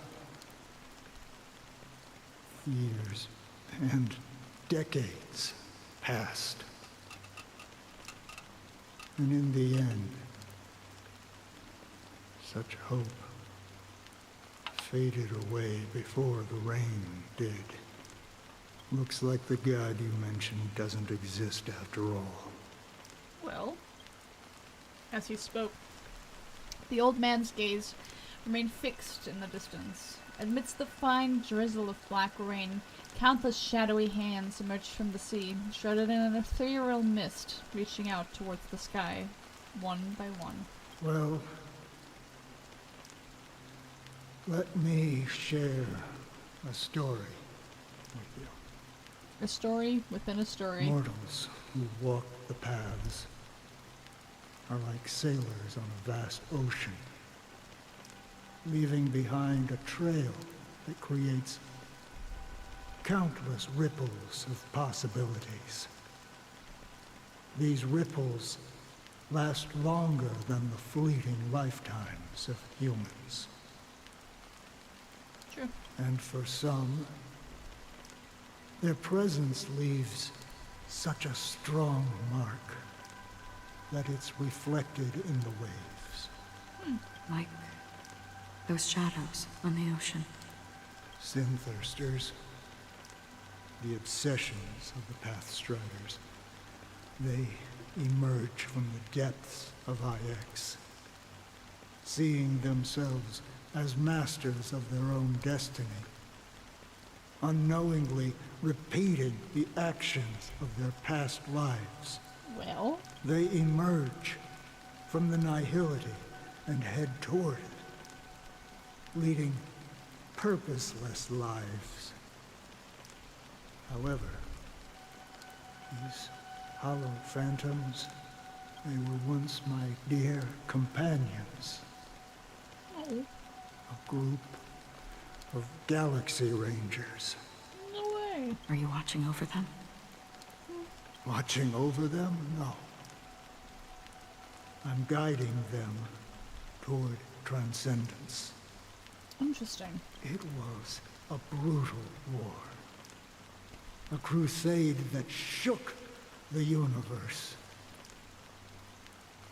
The universe witnessed the fall of Zulo, the Lord Ravager, but it came at a price. A price so hefty that only those who were there still remember. The unwavering determination of the Hunt followers persists even in death. So someone must guide these lost souls to their life beyond. They were heroes in their time, and they shouldn't be reduced to mere puppets of nihility. As for me, I've suffered too many losses on that battlefield to advance any further. And that makes me the most fitting person to carry out this task. I see. But you know, these sin thirsters, they're not who they used to be. Does this seem pointless to you? Well, some tasks have to be done, even if they are pointless. I beg to differ, but also, what would I know? I can help you. No. For what? For the meaning of the nihility. That's what I've been seeking. I see. After all, this realm is off limits to ordinary souls, right? Thank you, stranger. I wish that you find what you seek. Yay. Before we part ways, I have one more question. It is true that their actions and even their entire lives may seem pointless from our perspective. But if, and it's just an if this is what the departed ones expected, should we try to change it? A good question. And a profound one. Yeah. I don't know the answer. Interesting. What I do know is that one day I too will pass away. I hope that when that day comes, someone will stand at my grave and place a bouquet of flowers. Oh, is she bringing a bouquet of flowers to his grave? Is that what she's doing? Wobbin! 9 system hours until Germany Festival. When I appeared as a child, my speech, mindset, and soul reflected immaturity and innocence. I suppose, but isn't that the point of being young? As I grew into adulthood, I left behind my childlike side. I humbly request your blessings, esteemed advocate of Shipe. Come to me, my kinship. I have sought their presence with us. As you wish. I have faithfully served the Alfalfa family for nearly a decade, promoting the path of the harmony to the best of my ability. However, I made a mistake yesterday. While I was preparing dinner for the family head, I accidentally dropped a prepared dish on the floor. Is this like a confession booth? Jesus. Out of laziness, I lied and claimed that everything was ready. Although the head has dismissed me as punishment, it has been tough to sleep with the guilt still gnawing at me, as I worried that the seeds of evilness may have taken root in my soul.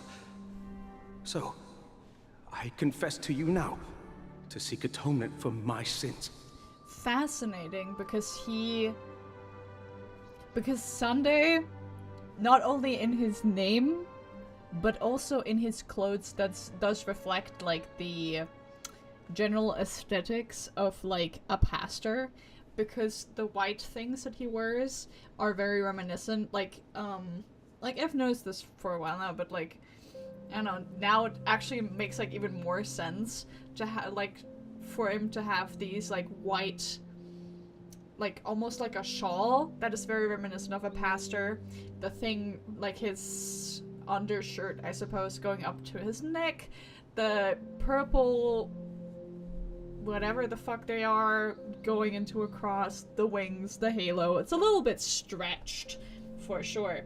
But him taking on the appearance of something pastoresque is fascinating to me, especially as someone who is looking like some sort of angel. Like, a lot of people would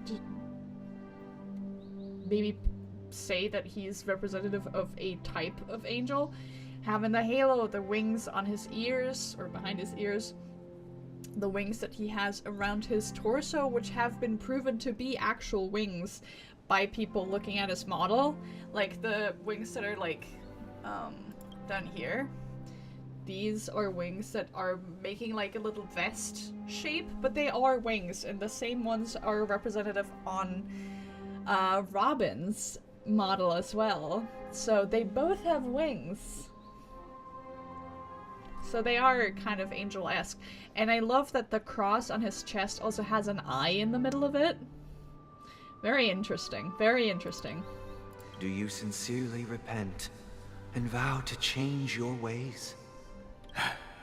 Yes. Have you examined your soul and confessed all your sins? Yes. That was a quick answer. Are you willing to accept the process of atonement? What is the process of atonement? Are you gonna kill him? Yes. Very well. Show your dedication and goodwill to the family, and you shall be reinstated among them. Now, please, leave in peace. Oh, praise Sheepe. And thank you, esteemed advocate. Next, please step forward. I wholeheartedly confess to you. Please, pardon my sins.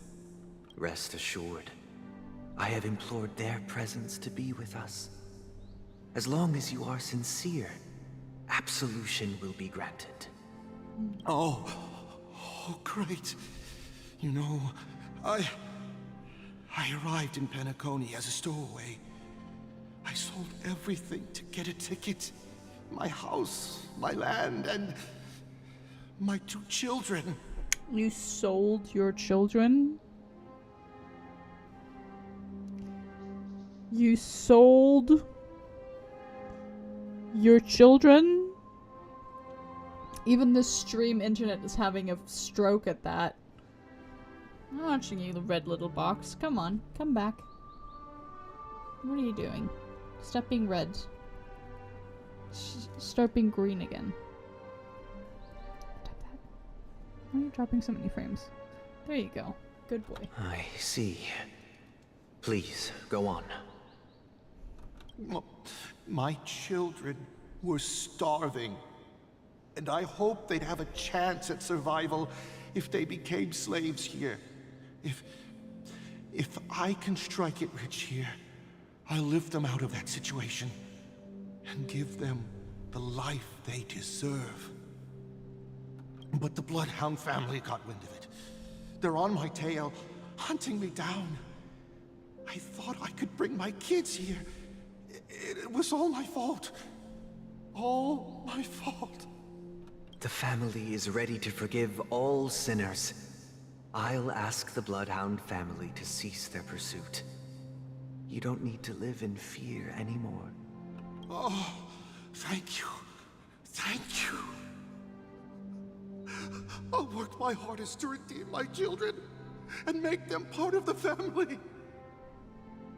Praise the harmony. Next, please step forward. Are we gonna go through the entire line of sinners? Hey, long time no see, Mr. Sunday. The most esteemed individual in Penacony, and the next leader of the Oak family, right? Are you looking to make a proposition? I have sought their presence with us. Let us proceed. He sounds so tired. Sure, let's just get this over with.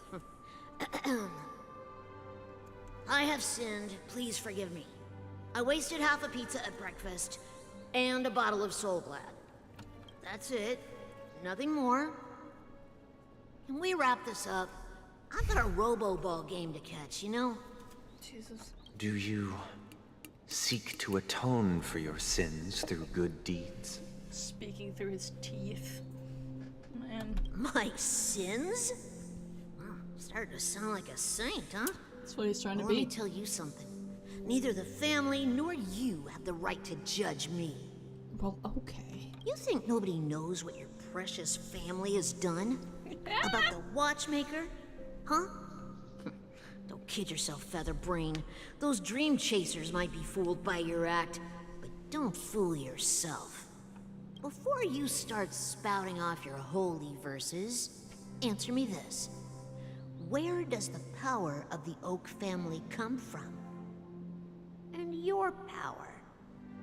What makes you think you can sit there all high and mighty, looking down on everyone else? That's a great question. Well, I've spent enough time in confession today to enter the Harmony's paradise, right? Then I'll take my leave. Good luck with your election, and, don't make me regret my investments in you. Is that a threat?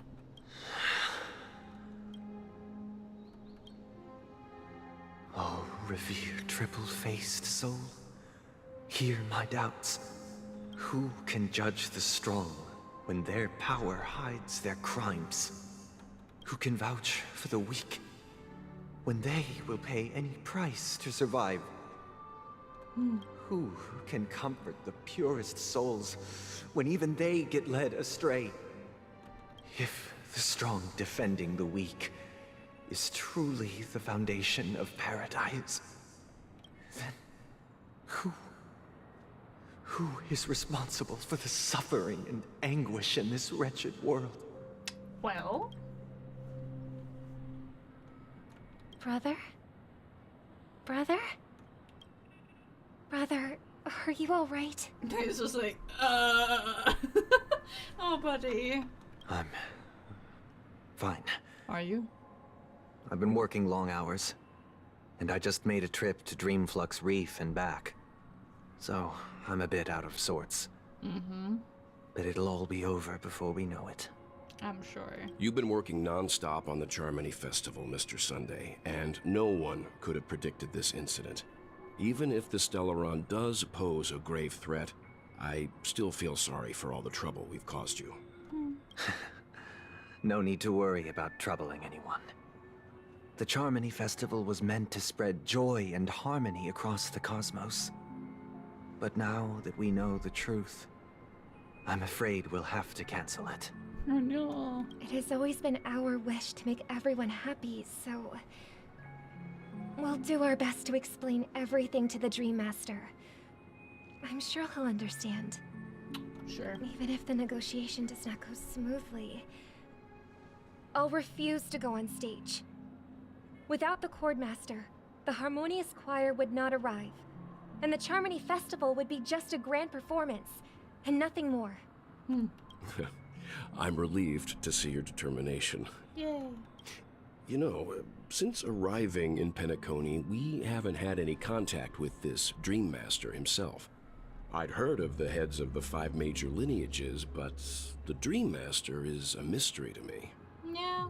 The Dream Master rarely grants an audience, even for us. Damn. But, given the urgency of the situation, he's agreed to meet us in person. Damn. Fancy. Perhaps you'll be the first guest to meet the Dream Master in years, Mr. Yang. Jeez. Let's What an hope we honor. can reach a consensus that satisfies everyone. Indeed. Let us hope so. It's about time. We'll have to get ready for the meeting.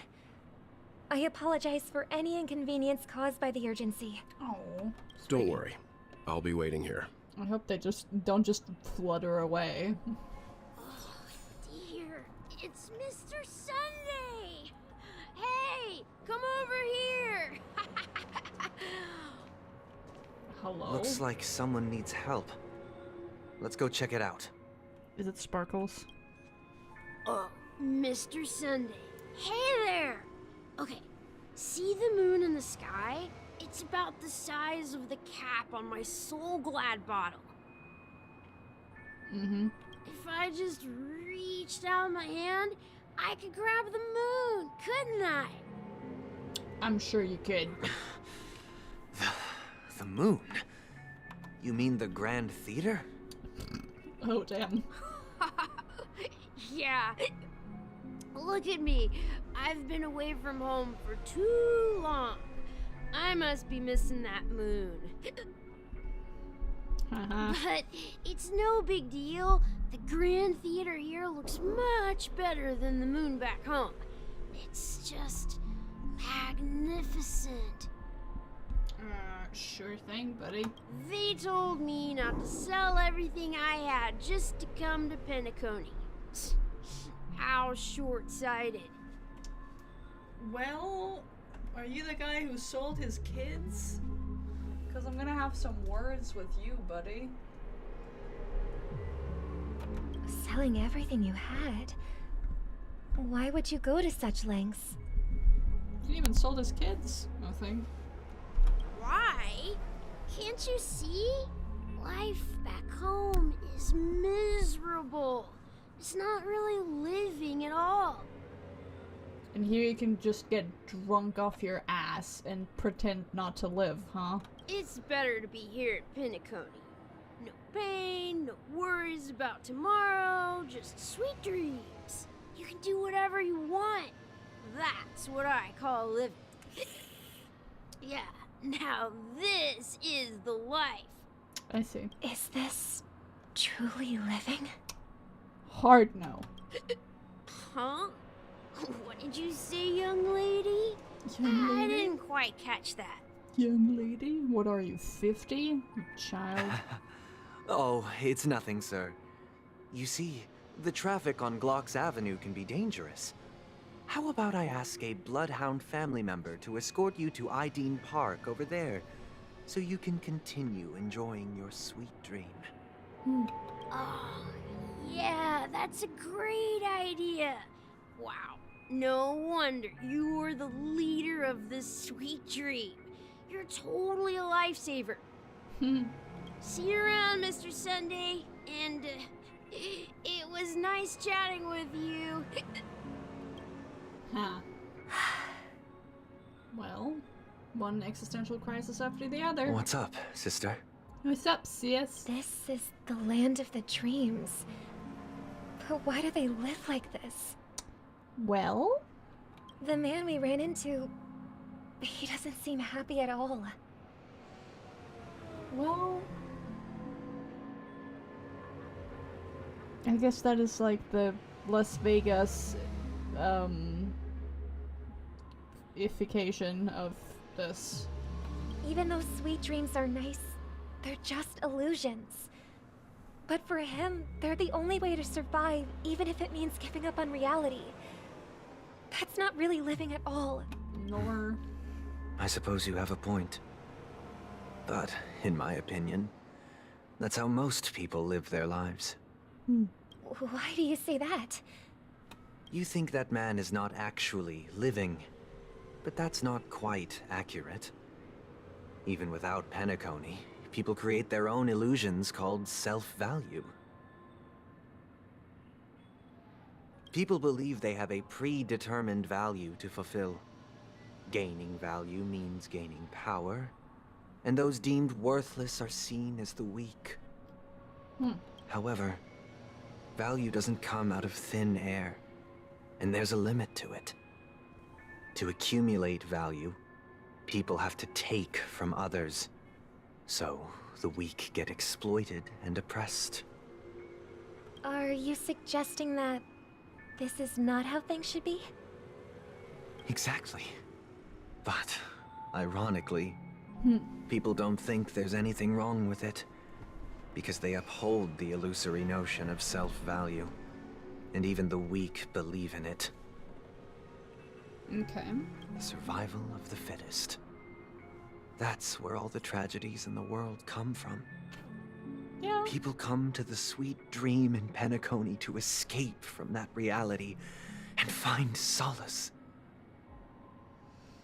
No tragedies exist here, only happiness, although in its nascent form.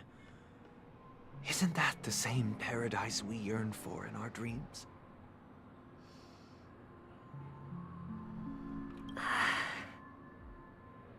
You know, they've disagreed ever since their first talk about the bird. Perhaps that man is just an exception. Let's not jump to conclusions. We should experience the dreamscape ourselves, just as I did at Dreamflux Reef. Am I gonna have to talk to a bunch more people? Yes. Seeing is believing.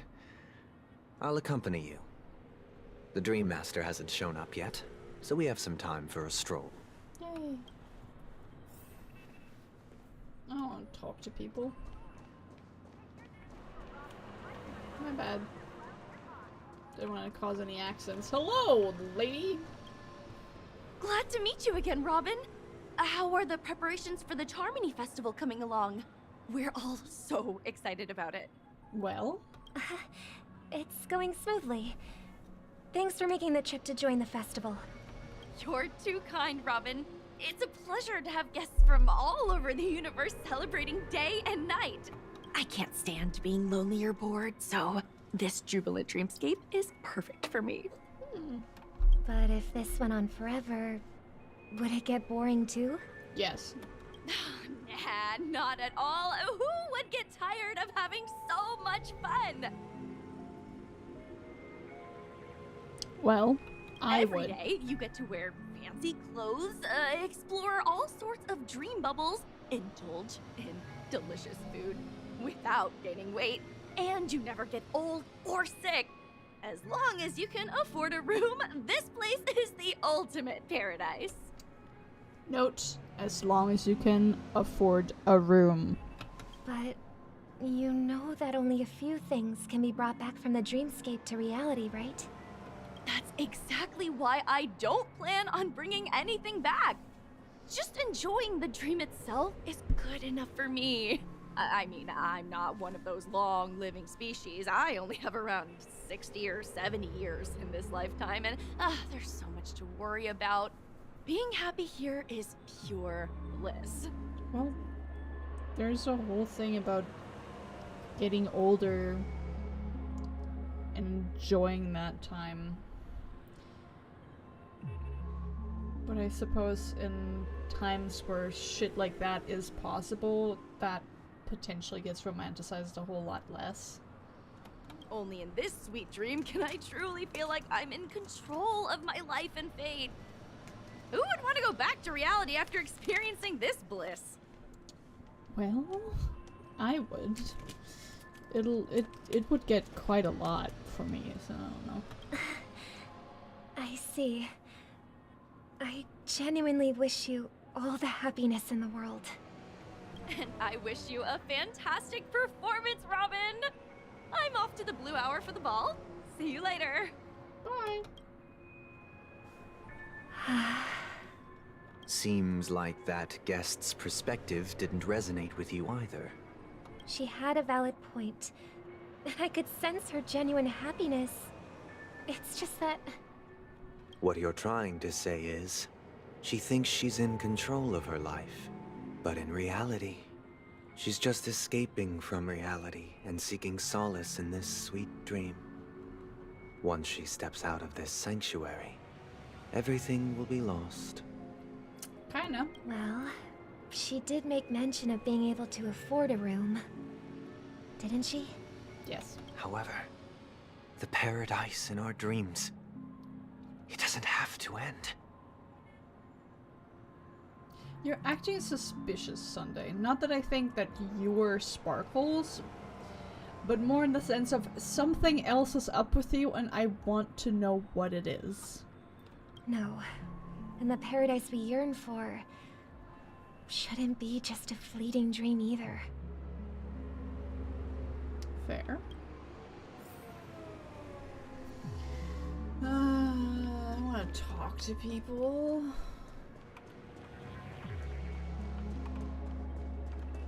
Hello, old man. The scenery in this dreamscape is truly breathtaking, isn't it? Oh, Robin. Can't believe I'm meeting you in person here. What an honor. You're right.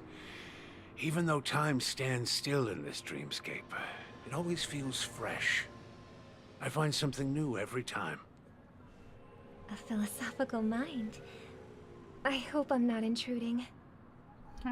Oh, not at all. Now, with little time left, I yearn for meaningful conversations, especially with someone as esteemed as you. Do you mind if we chat? Sure It's thing. my pleasure. No need to be formal. Just speak your mind. Hello, Derek. You said, with little time left. Please, forgive me for being blunt. But is that why you came to Penacony? Yeah.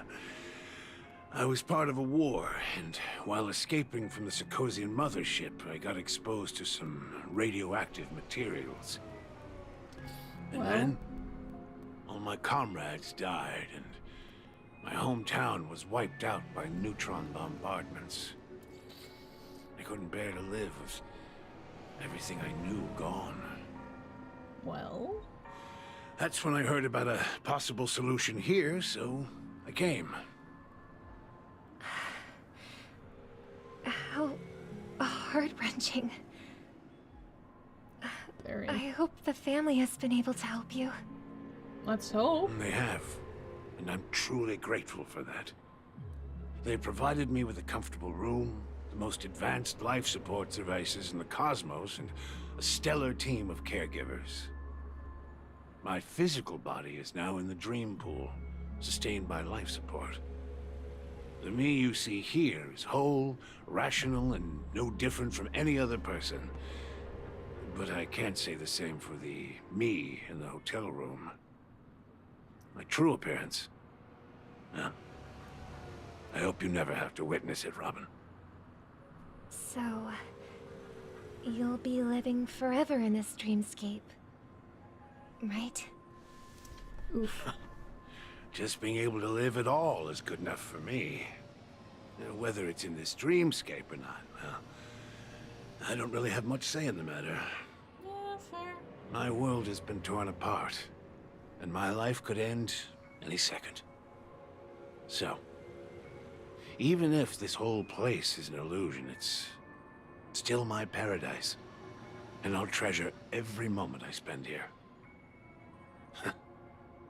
How I envy those everlasting things. That old man's story. It's so tragic. Fortunately, this sweet dream gives him joyful memories to hold on to for the rest of his life. That's precisely why this sweet dream in Penacony exists. However, even this sweet dream has its limitations. While it provides solace to the disillusioned, it can't completely eliminate pain in reality. Exactly. There will be a way out. Penacony is already on the right track. You're so cryptic. You make me nervous, man. You sound like a heretic. What are you doing? The other Robin? Where? Oh my goodness. Sparkles. Look what we have here. A lovely young lady. Oh, wait. Is that me? Hello? Brother, what a surprise to see you again. Oh, Sunday will know immediately. Show yourself. Your trick won't work on us. I've heard that a skilled mass fool received an invitation too. That must be you, right? Potentially. Did you enjoy yourself? Barely. The people here are way too gullible. A little bait is all it takes for them to bite. And they run away at the slightest hint of danger. In other words, they're naive and cowardly. Now that you've had your fill, it'd be wise to leave before it's too late. The music of the harmony doesn't tolerate discord. Well, she's already set out all of her bomb buttons, I What? suppose. Now that you have the real Robin, I'm useless? Oh, how disheartening. I've done so much for the family.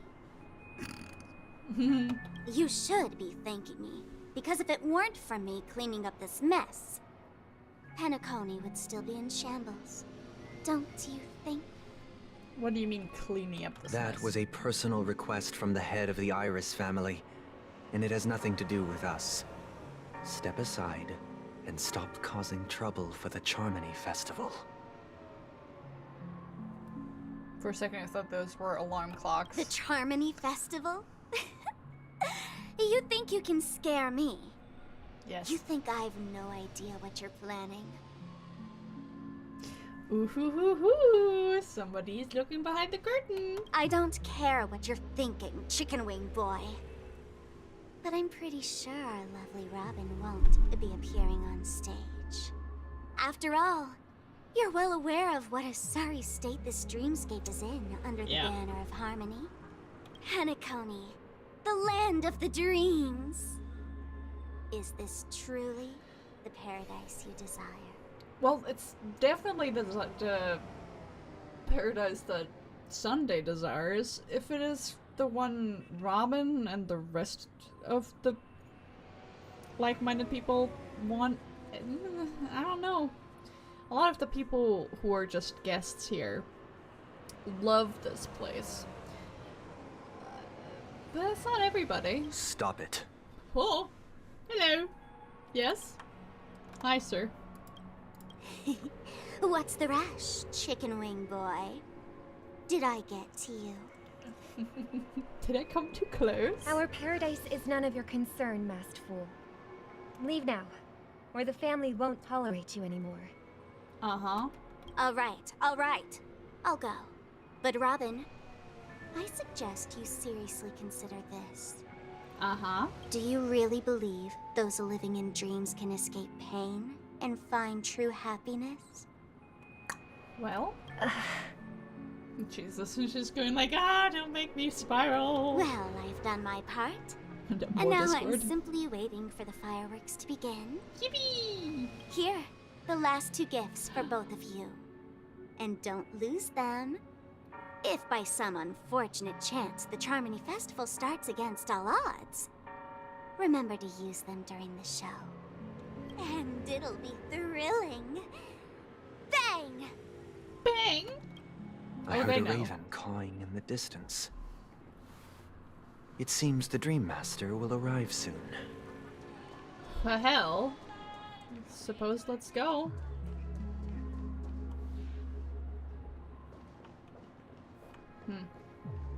Hello. Let's wait here for the Dream Master to arrive. Can you also wait for Welt, who wants to go with you? Okay. By the way, brother, I heard you no longer have a sweet tooth. Back when we were kids, you used to steal my desserts. Seems like a lot has changed during my absence. What exactly happened? What a great way. What a great time to start that conversation. Well, someone has to stay awake even in this sweet dream. But that someone doesn't have to be you, or anyone in particular. You're carrying too much on your shoulders, brother. Yeah. The paradise in our dreams. It shouldn't be like this. Penacony is nothing more than a dream. It can't erase the worries and pain of reality, or bring true happiness. It only offers an escape from reality. Nothing more. Like, it's a little jug, actually. Yeah. Remember the old man we met earlier? Without this dream, he might have completely lost himself. And maybe that's the cycle of life, baby. That might be true, but even without Penacony, he could have chosen another path. As far as I know, the Intelligentsia Guild has been promoting their rehabilitation techniques for a long time now. Exactly. That path may have been more ordinary and challenging, But now he's in a comatose state. And the sweet dream has become sort of end-of-life care. Yeah. His fate is sealed. Is Penacony granting these people a future? Or is it taking it away from them? He might become one of the souls feeding the dream. Well, don't forget this. Not everyone really has a future. Well, way to let the cat out of the bag, dude. The future for humanity is like the sky for birds. People mistakenly believe that flight is inherent to birds because they've never witnessed those birds crashing to their death. Oh, we're getting back to the birds crashing to their deaths. Do you want to keep people in cages? Is that what you want? Birds, people, animals, all in cages to keep them safe? That's not how life works. This shouldn't be how life works. Ah! Do you remember how we took in that little Charmony dove when we were young? Yeah. Yeah. We took care of it. Provided food and water, groomed its feathers. And later, when I decided to leave Penacony, I opened the cage and set it free. That's in her splash art as well, that she let the bird fly. Well, I didn't mention what happened to it in my letters because I didn't want to upset you.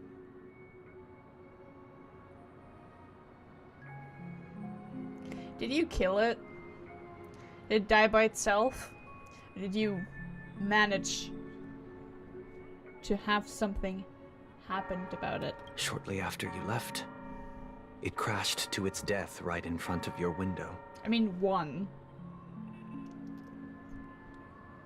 External shit can always happen. Two. Left in captivity for so long, there's no way it would have survived in the outside world. So Robin is also kind of at fault here. They should have never...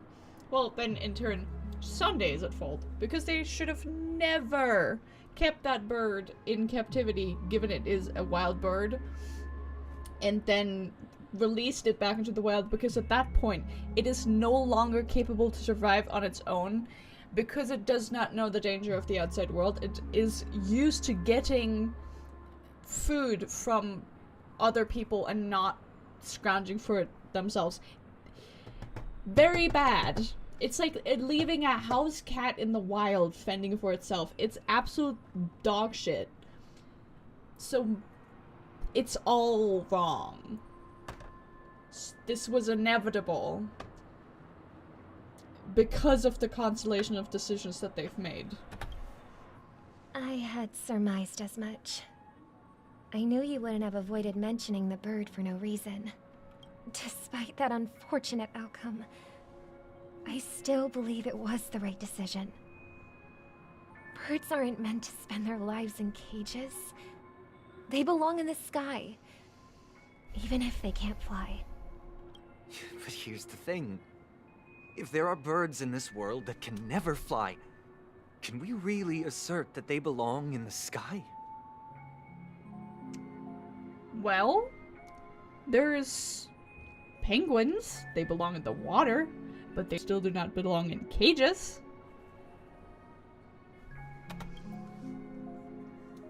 Are you implying that the same goes for humans too? Yes. Yes, he is. Let's take the Astral Express as an example. The Nameless made tremendous efforts to bridge worlds, gaining fame across the universe. However, only a few extraordinary individuals can endure such a perilous journey. Uh-huh. Chickens. Hello, creepy. How you doing? How's your German sausage soup? That's because the pursuit of the Trailblaze exceeds the capabilities of ordinary humans. Otherwise, why would this path be filled with broken rails, an abandoned express, and even a fallen Eon? Because you can't see it. You can't see it the way Dan Hung does. Taking responsibility for your own actions because Akibili fell. Probably unrelated even. Abandoned Express, they're currently trying to solve mysteries and crime. They're not abandoning the fucking thing. They're just currently doing their job. Broken Rails, the motherfucking thing goes on in space. There are no rails, you stupid fucking chicken wing. There are none. There's nothing. Why are you thinking yourself into such a small box, you fucking idiot? Felt very German, not gonna lie. I almost felt like going for an Apfel after a dessert. It's spelled with only one F. Ein Apfel? Wolltest du auch eine Birne dazu haben? Oder reicht dir der Apfel?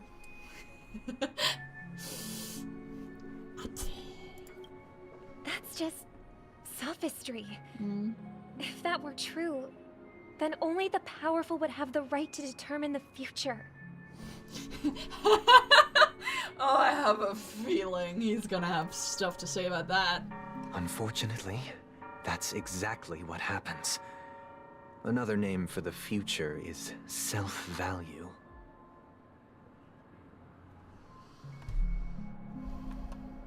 Uh-huh.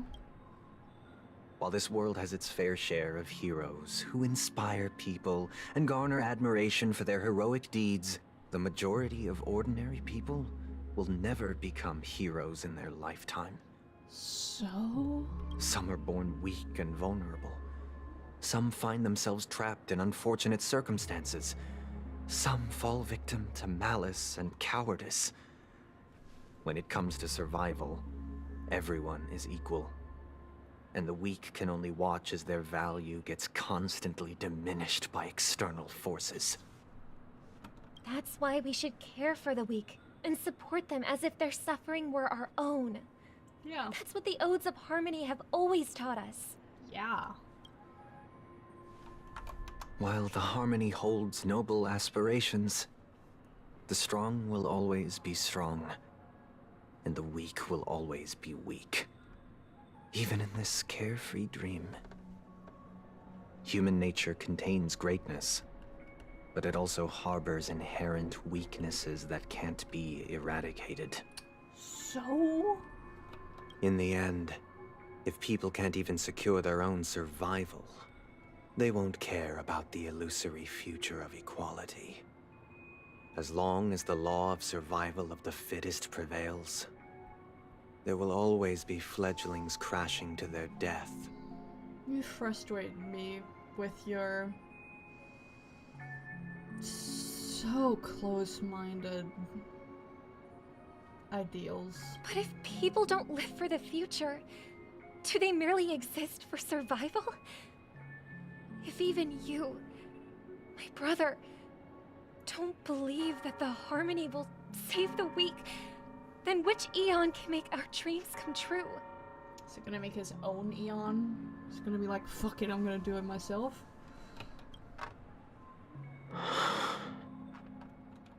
People often forget that when the first bird took flight, the entire world envisioned a future where no more fledglings would ever crash to their death.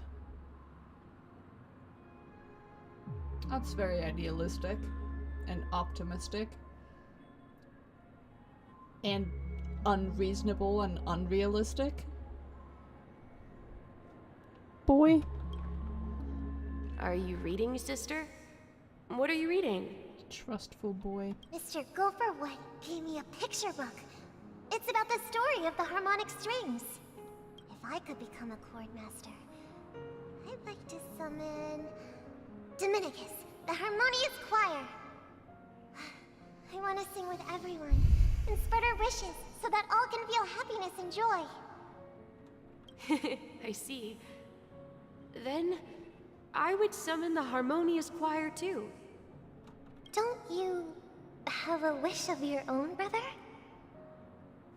There comes the box again. Of course I do. It's just that It includes your wish and everyone else's. I long for a true paradise where everyone can find peace.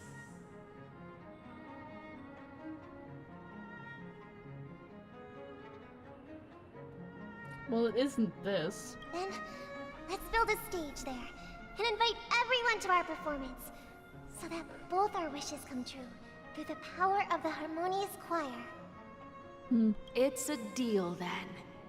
Yeah, it's a deal. But how can I become a chord master? Hard work. Maybe you will have to become a star first.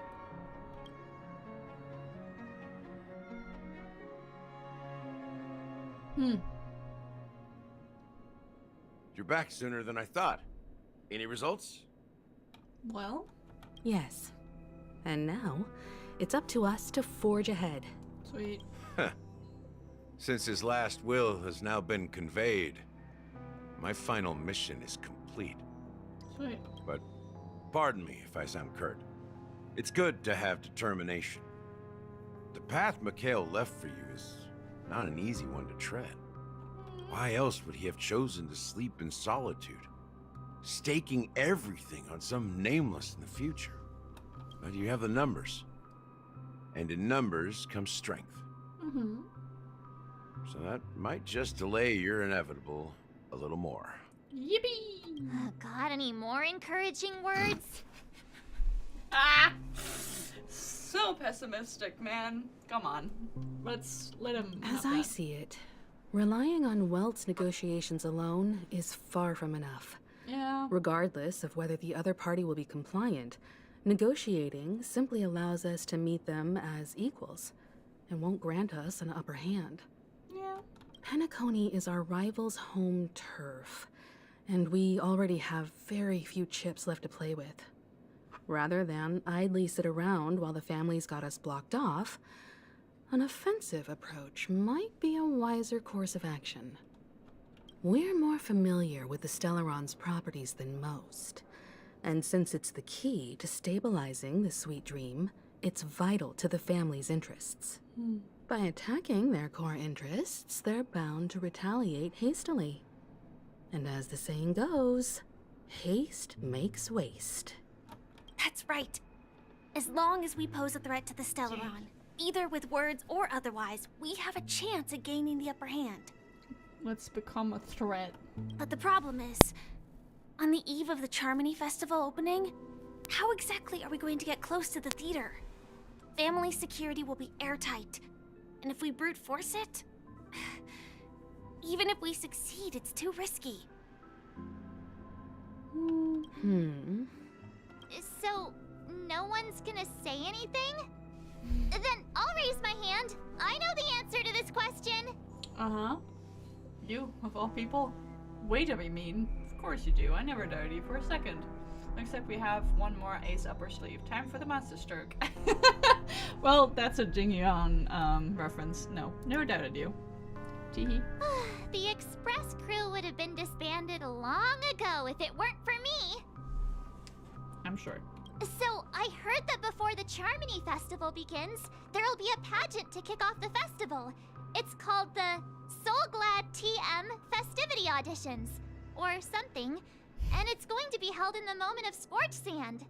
Yay. As long as we clinch the top spot, we'll be able to attain the title of Festive Superstar, and be able to personally bask in the graces of Miss Robin. Not that that's important. What's crucial is that we can enter the Grand Theater before the audience arrives. Yay. So, how do we go about participating in these festivity auditions?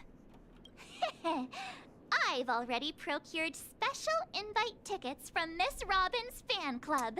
Damn. To tell you the truth, I had been preparing to join the auditions all along. But now it looks like even if I scrape through, I probably still won't have the chance to shake Miss Robin's hand. Weren't you just there with her? Couldn't you have just shook her hand right here? So they're still running this thing, huh? It was originally just a publicity stunt, set up by Mikhail to drum up attention. But it looks like it might be worth a shot. So We'll let's go follow for it. Marge's plan. Mr. Gallagher, will you be joining us? Maybe. I'm afraid I won't have the time. As a virtual character, I've already completed my final mission. Whether Penacony can awaken from this dream is all down to you. Are you saying you're gonna disappear? Should we ever cross paths again? I'd love for you to visit the Express. All right.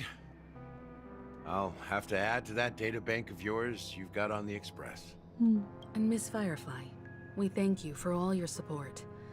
We're faced with a formidable enemy.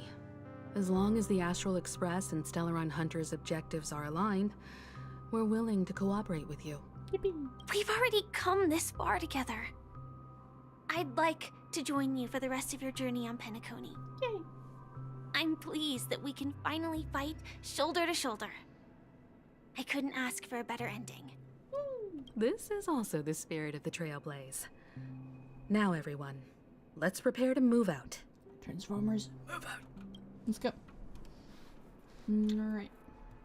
Ladies and gentlemen, welcome to Scorched Sand Hall. This is where challengers thrive and dream chasers shine, all under the watchful eye of the entire universe. If you have ambition, dreams, and the drive, dear friend, the next superstar of Penacony's Charmony Festival could be you. Oh, wow, they've really outdone themselves. Oh, I'm starting to get excited.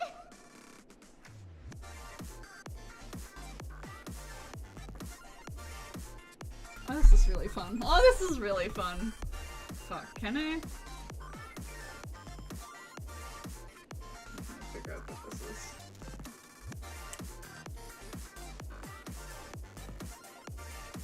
Beautiful. A Star is Born by Hoyamix. Just sticking my phone into my headset. Beautiful. I love that. I love a lot of the music. Mom said it's time to leave. Your mother? Your mom? Behold, here come four friends with spirits high and full of zeal. Are you aspiring to be the superstars of the festival? Yes. Is he talking about us? Yes. Yes, you. There's no doubt about it. I see you have all Juno. the potential of a superstar in you. Excuse me, you four. What are you hoping to get out of all this? Just shake Robin's hand. As the last group of contestants, The how mom confident Himiko. are Oh. you in overcoming all of the challenges? Would you be open to a brief exclusive interview with us? It'll be quick. Chill out. Your journey is long and fraught with peril, yet under a sky blanketed by banners, you vie for the crown. Intense. The sword and rose! Protect the beauty!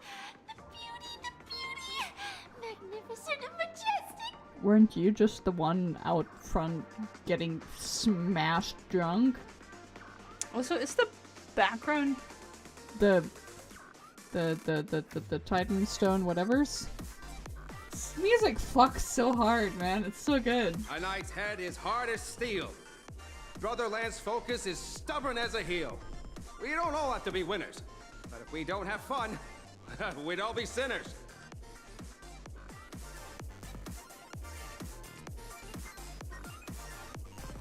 People are pouring in.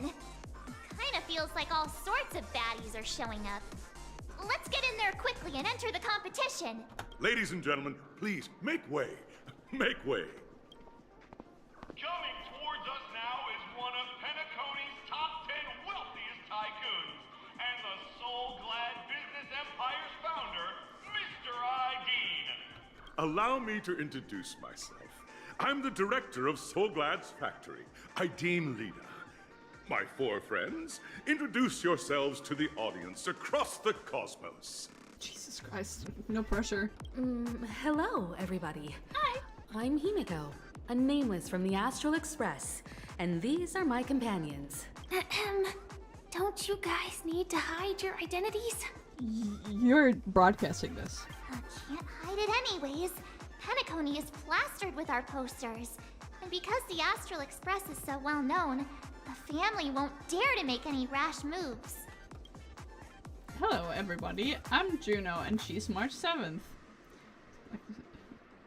And she's Say Cheese. Hello, everyone. I'm Hello, everyone. Is it really a good idea to have a talent show in this pivotal moment of our story? Fourth wall break. This is March 7th. Hello, everyone. I'm March 7th. I'm an ordinary girl who loves adventures. Hello, everyone. I'm Firefly. I am also an ordinary girl who enjoys adventures. I'm vibing too hard, sorry. So it's a bunch of nameless guests. This final face-off is bound to be spectacular. Time is precious. My four friends, come with me. Grab a bottle of Soul Glad and make your dreams a black.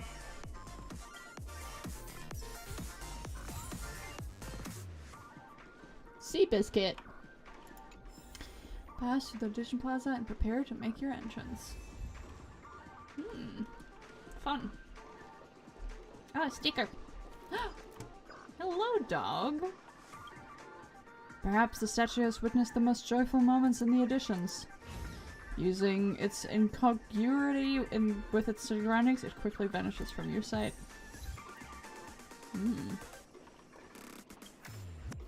Festival starting. Well.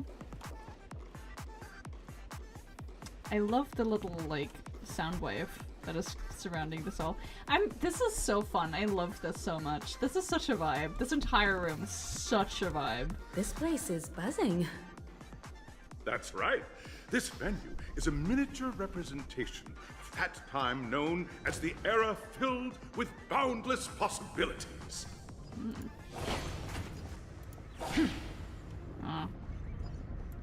Bonk. Bonk. Bonk. Bonk. Well, hello there. I've left the safe zone. Oh no. Chest. Don't forget to let your friends in on the action.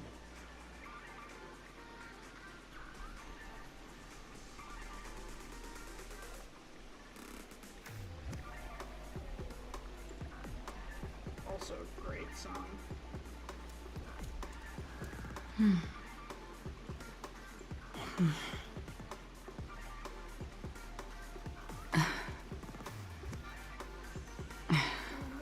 Can you? Oh, it's also a star spawn. That can't be it. Can it? Maybe it is. Maybe I'm wrong. Who knows? Grab a bottle of Soul Glad and make your dreams a black. No. Nameless, your arrival reminds me of the grand occasion when Penacony was first established. I was still a young, bright-eyed lad back then, lured here by the watchmaker's ads, full of zeal and ready to make my first fortune in life. And? Once, during a particularly grueling day, I passed out and was resuscitated by a drink from Mr. Sousa. That sweet taste has since been etched in my mind, and that was what drove me to create the Soul Glad that we all know and love today. The dream-chasing era was truly a wondrous time. Oh, I miss those days, and the watchmaker. Scorched Sand Hall is my homage to that time of boundless possibilities. I wholeheartedly hope you make it to the finish and emerge as the next superstars of Penacony. Now then, is there anything you'd like to say before the competition officially begins?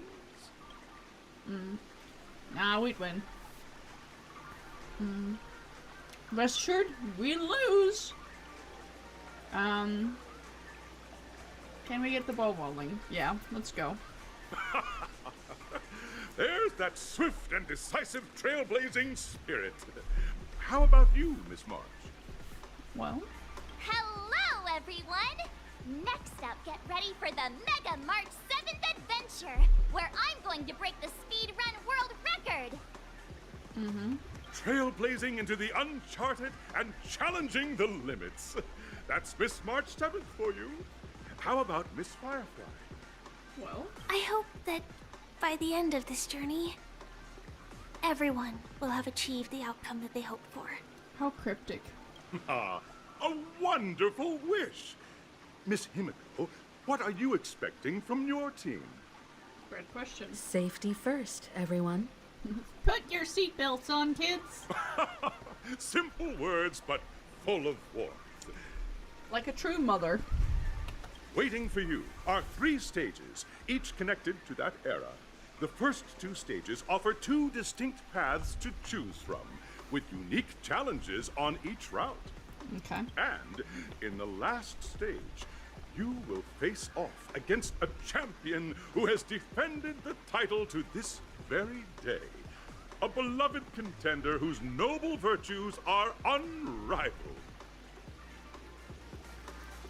Those are the rules. Simple. Everyone clear? Now then, I hereby announce that the 33rd Scorched Sand Festival of the 20th season, sponsored by Soul Glad Enterprises, has started. Let's go. It's time for good music and a lot of fun. Everyone, as the Charmony Festival is drawing closer, we must reach the end as quickly as possible.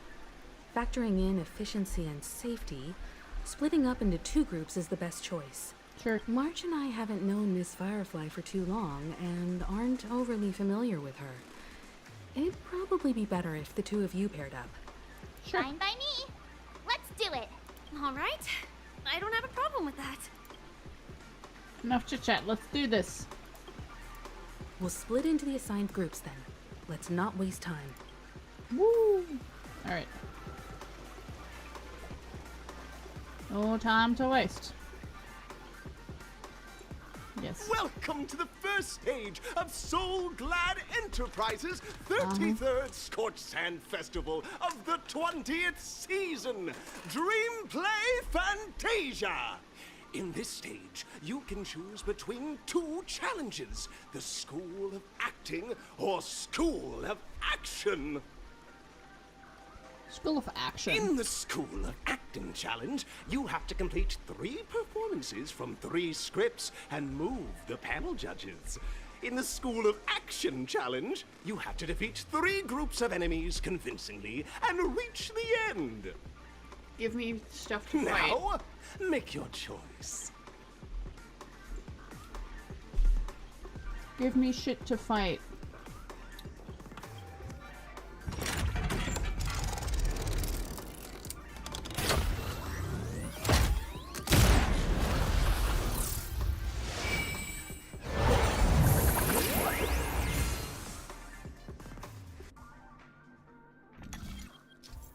What the fuck?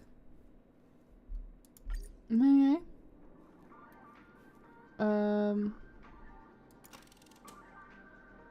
No, I want to go to the action challenge. Let's go. Cha-ching. The champion's crown awaits you on the stage. Welcome to the arena of action stars. Alright.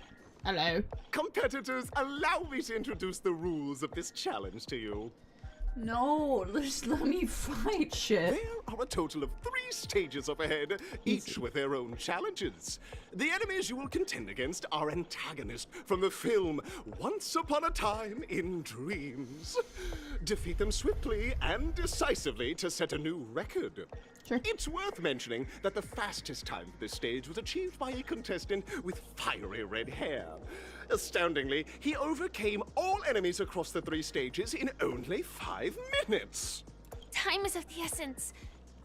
Let's make this quick. Okay. Got it. God.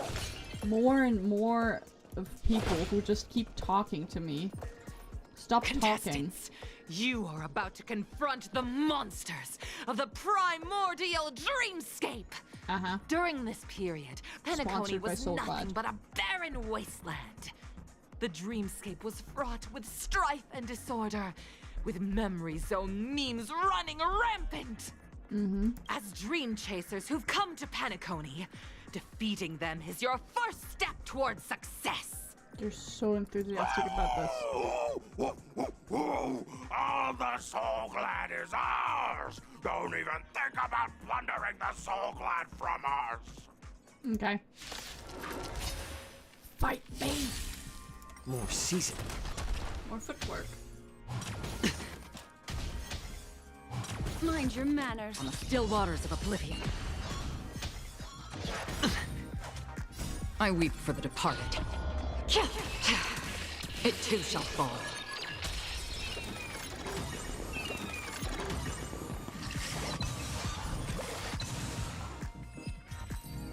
What do you mean 3 stages? Soul Glad! My Soul Glad!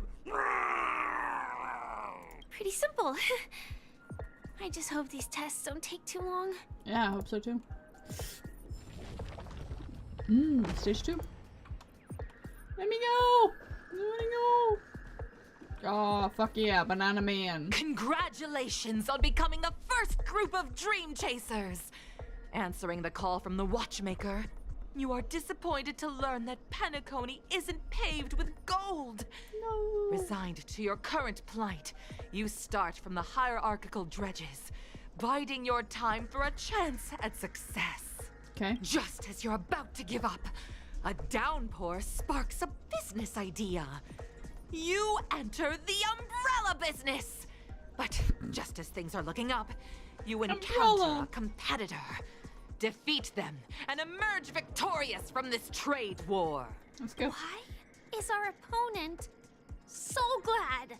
Because it's sponsored by Soul Glad. Get ahead of the game, babe. Because this is Soul Glad Enterprises' 33rd festivity auditions of the 20th season! Yes. Isn't this just product placement? It is. That's the whole reason. To safeguard the integrity of Soul Glad, I will soar high into the sky and become its shiniest star. Whoosh! Whoosh. Indeed. Just fight me. Refusing toast? Or maybe I'll take it all! Watch your head. Since you're already here, why not have a meal before you leave?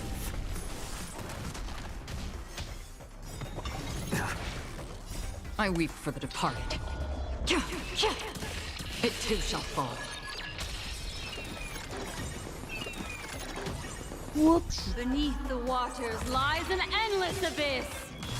On the still waters of oblivion. Hedge your bets.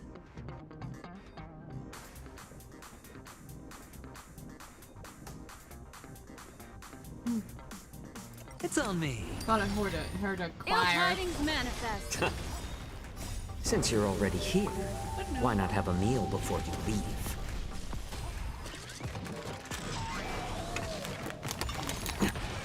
Destined for oblivion. Sweet, sweet gorilla man. I weep for the departed. It too shall fall.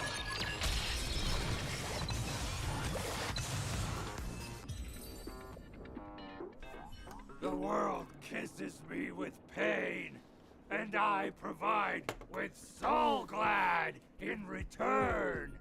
Fascinating. You poor thing. Let's go. Stairs.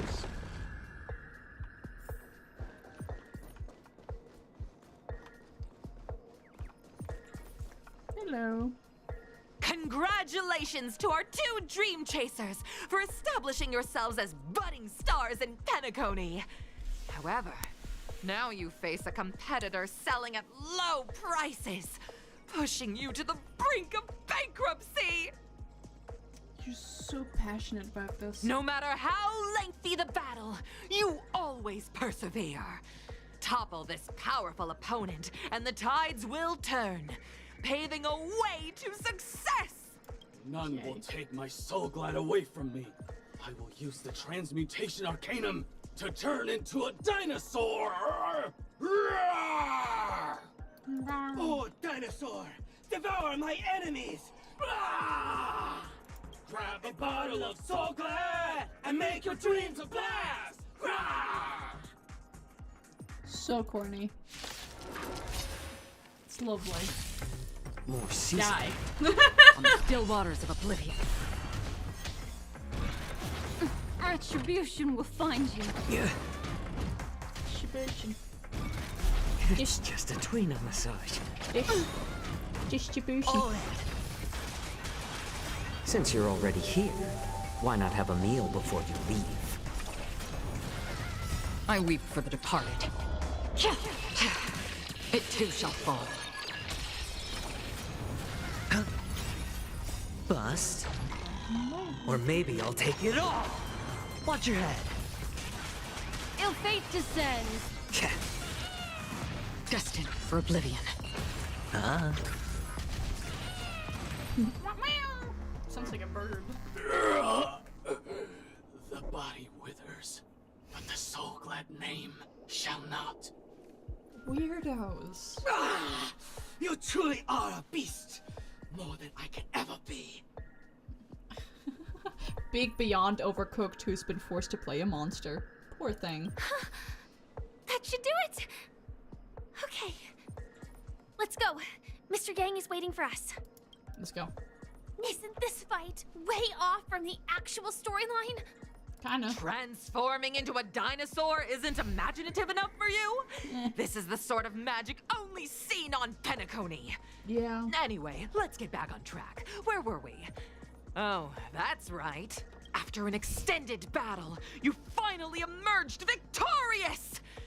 But the companion who journeyed to Penacony with you chose to leave, having lost all hope. Oh. In the years that followed, you encountered each other once more on the prosperous streets of Penacony, but dared not call out to one another. Perhaps akin to the lingering regret of every dream chaser. Ah, well done! You brought to life the thrilling action scenes from Once Upon a Time in Dreams with your fighting skills. I'm sure. Looks like we won. Let's hurry up and get to the next stage. Yippee! Hello. Congrats to both of you for clearing the stage, but more importantly, are you having fun? I suppose. Fun is more important than success. Look at the time! You finished much faster than that red-haired contestant did.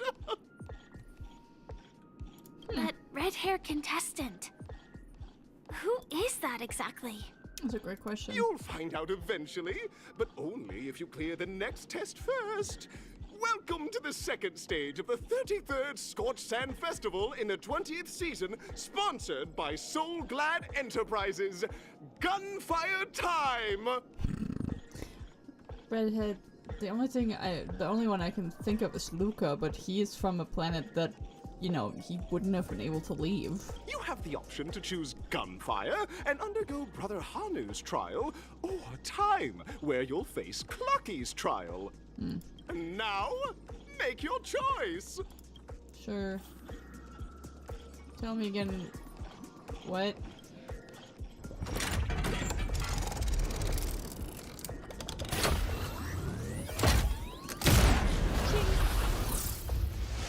It's a cool visual. And a loud visual.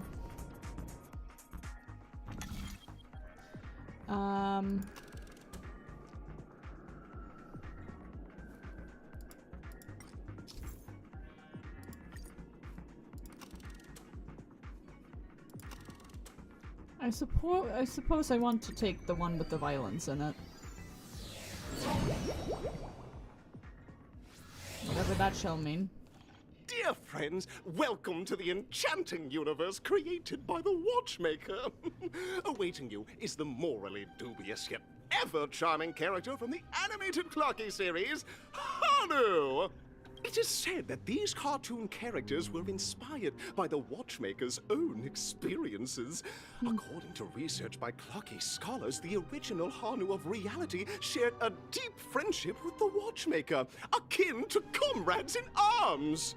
I wonder if Gallagher is who inspired Hanu, given that Hanu is a little wolf that is also very serious most of the time.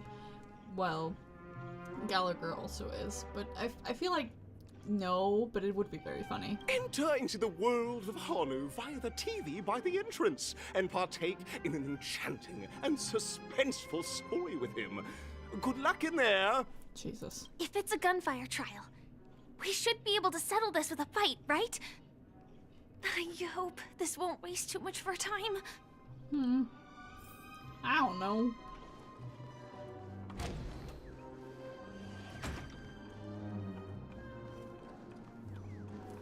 I suppose we can come back here, huh?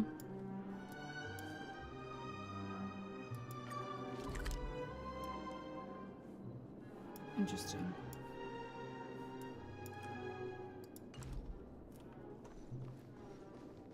Hello. Ready? 1, 2, 3. Whee.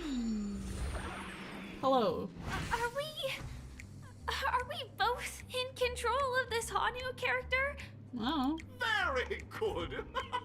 Looks like you've got the hang of it. In this Hanu's Adventure episode, Boss Stone has gathered his battleships for an assault on Dreamville. Old Buzzfly, Cousin Wolf, and Bombhead are all raring to go. The brave Hanu must thwart their advance and protect his home. Alas, Hanu presently is ill-equipped to fend off the malevolent mischief makers, which is why he is preparing to seek out the Puzzle Gentleman's aid. Go forth and speak to him. Sure. Where are we going? Ah, hello. Let's go into the thing. Hello. I'm hiding behind a thing. Oh, brave Hanu! You look like you could really use some help! Suppose. Long time no see, Hanu. You look pretty stressed out. How about an intense and thrilling game of Dream Jigsaw to blow off some steam? Sure.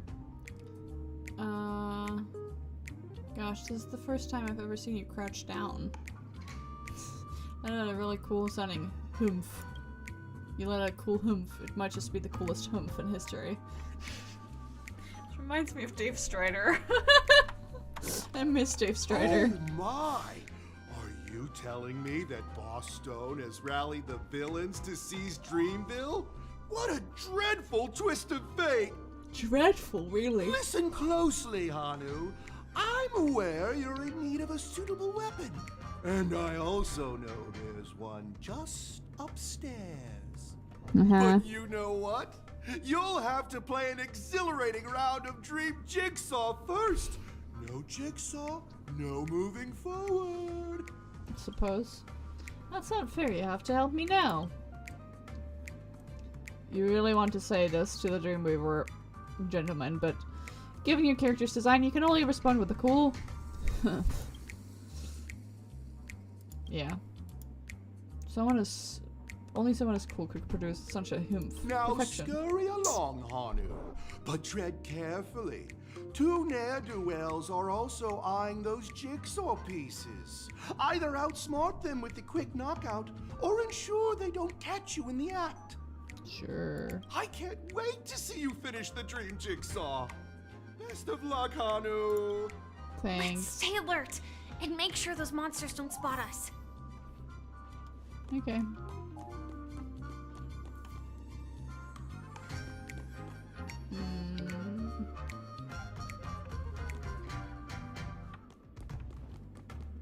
Okay.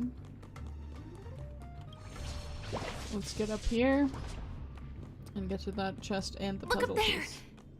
If we can push that thing down, do you think that would do the trick? Potentially. Hello. Collect. Collect. Put what thing down? Also. Hello, Yankee Yank. What's up with you? Down this alley, please, Brother Hanu. I stacked these books just for you. Oh, but it's Brother Hanu. Why is there a need to stack books for such a low step? Tweet, tweet. Psst, cool sounding humph. Hurry up, tweet. Any more indecision over this matter and Boss Stone Slacky will catch up to you. Tweet. I'll fly out from here and distract them. You take the chance to run. Tweet. Okay. Tweet, tweet. Wild balaclava. Balaclava? Balaclava?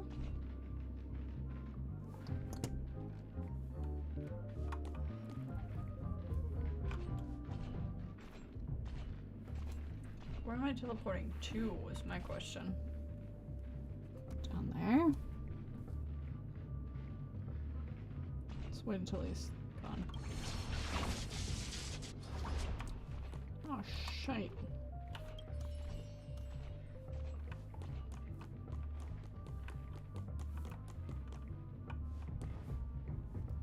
Aha, I see.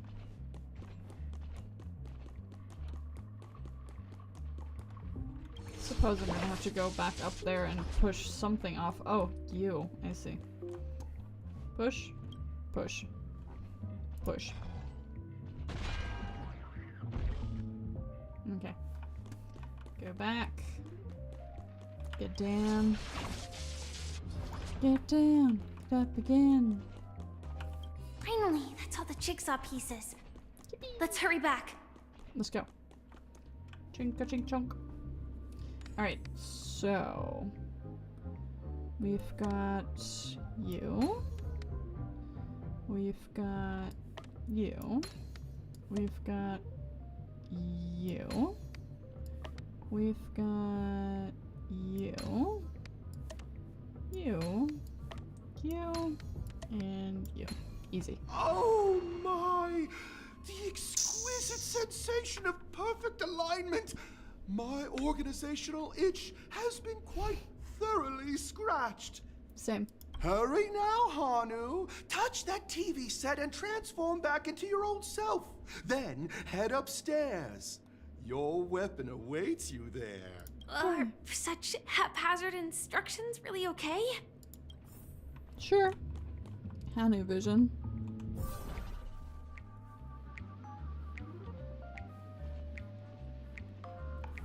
Okay. Let's go. Disconnecting from that thing so suddenly has left me feeling slightly disoriented. Well, whatever that is. So bland. Ah. Jesus. I'm gonna open this door as well. See what that is all about. Hello? Ah, that's the way we came through. That makes sense. Is there also a... Okay. Cool. Lift can only be taken in Hanu form, I suppose. Hello. Alright, let's go up. I just wanted to test shit. Aha. Is that Hanu? My goodness, it's Hanu. And a chest. Hi. Seek, and you will find. Hello.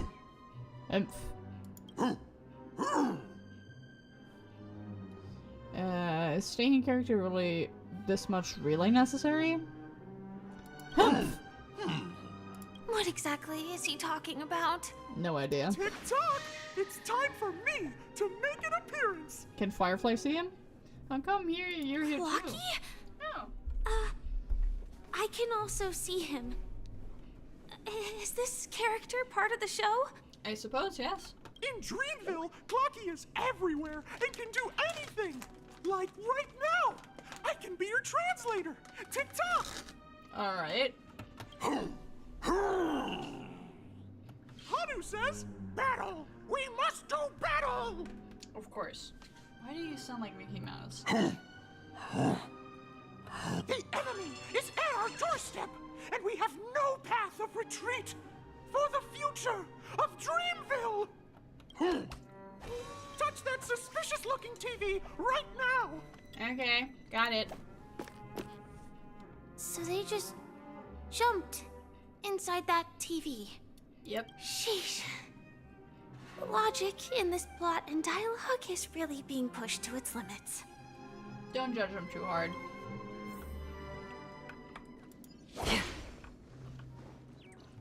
Well, here we go again. Ready? It's morphin' time.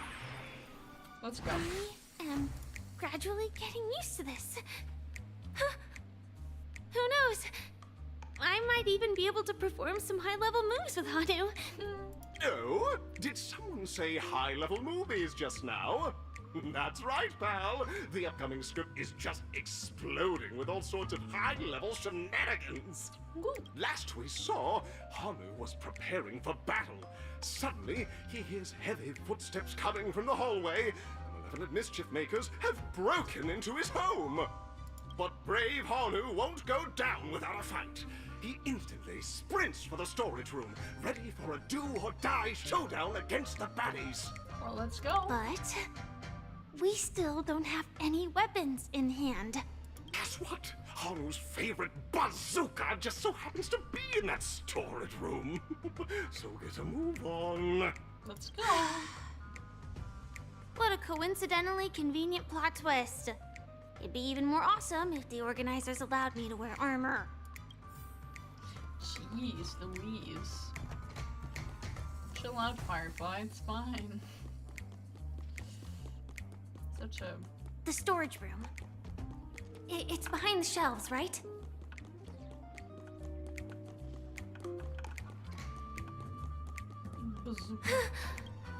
He wasn't lying. There's actually a bazooka here. Yes. Now we should have a way of dealing with those baddies. Sort of.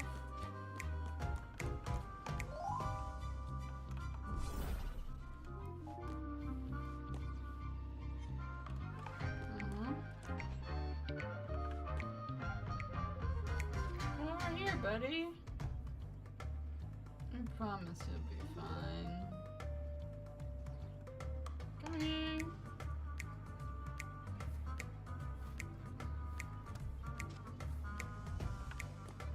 This thing feels just like the soaring locust too.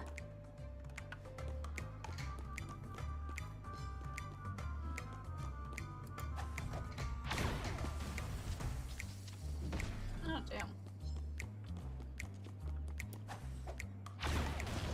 Chunk. Alright. Ooh, bullets. Ooh, bullets. I don't get one for this.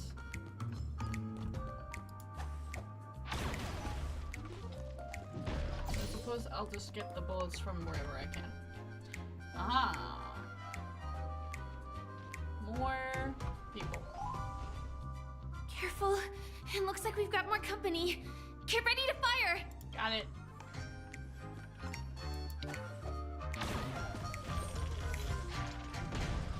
Sweet! More? Okay. Sure. Come here, baby! Ah, I see how it is. Here we go again. But no big deal. We're pretty handy with this bazooka now. Sure thing.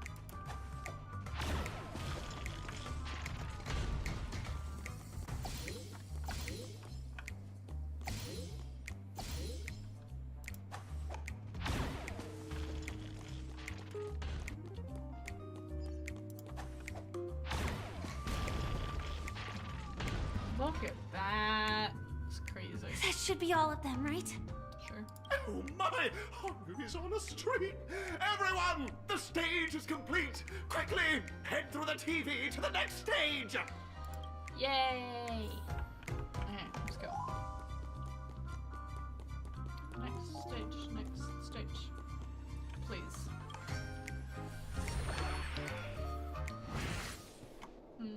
Well, that's that. But it is gonna be hard to let go of this bazooka. Real. Never mind. let's hurry over to the next stage. You've got a whole ass robo suit. Come on, man. This is what exploring the cosmos is all about. Ooh, sticker. Ooh, sticker. Alright, let's go. Wait.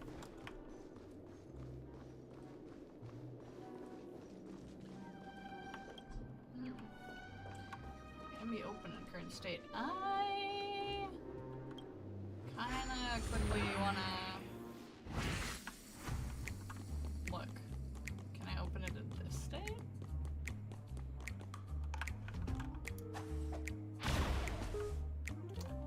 No.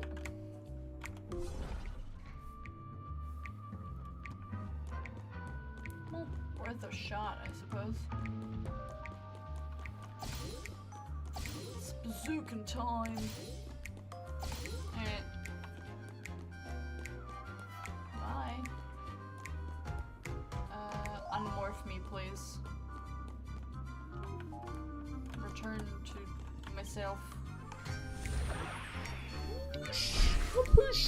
Alright. Worth a shot, I feel like. Just in case there's a chest in there that I could get. Like this one. Hello. And that one. Hello. Whoever you are. Little Life Caesar. Little... whatever. That one. Last stage? Please. Congratulations to both of you! Oh, you've overcome all obstacles and proven yourselves! But, unfortunately, there is only one who can be Penacony's festive superstar. So we have to fight each other? In the final stage, you will face the defending champion. If you fail, you will lose the opportunity to become the festive superstar. Alright, who are we fighting? Welcome to the 33rd Scorched Sand Festival's third stage in the 20th season, sponsored by Soulglad Enterprises, Superstar Showdown! You've said this so many times now. Who are we fighting? I wanna know.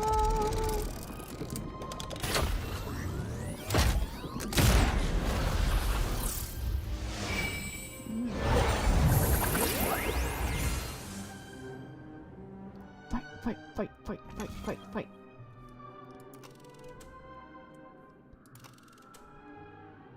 Arena 1 or Arena 2? I go Arena 2, just in case it's more difficult. Eeny, meeny, miny, moo.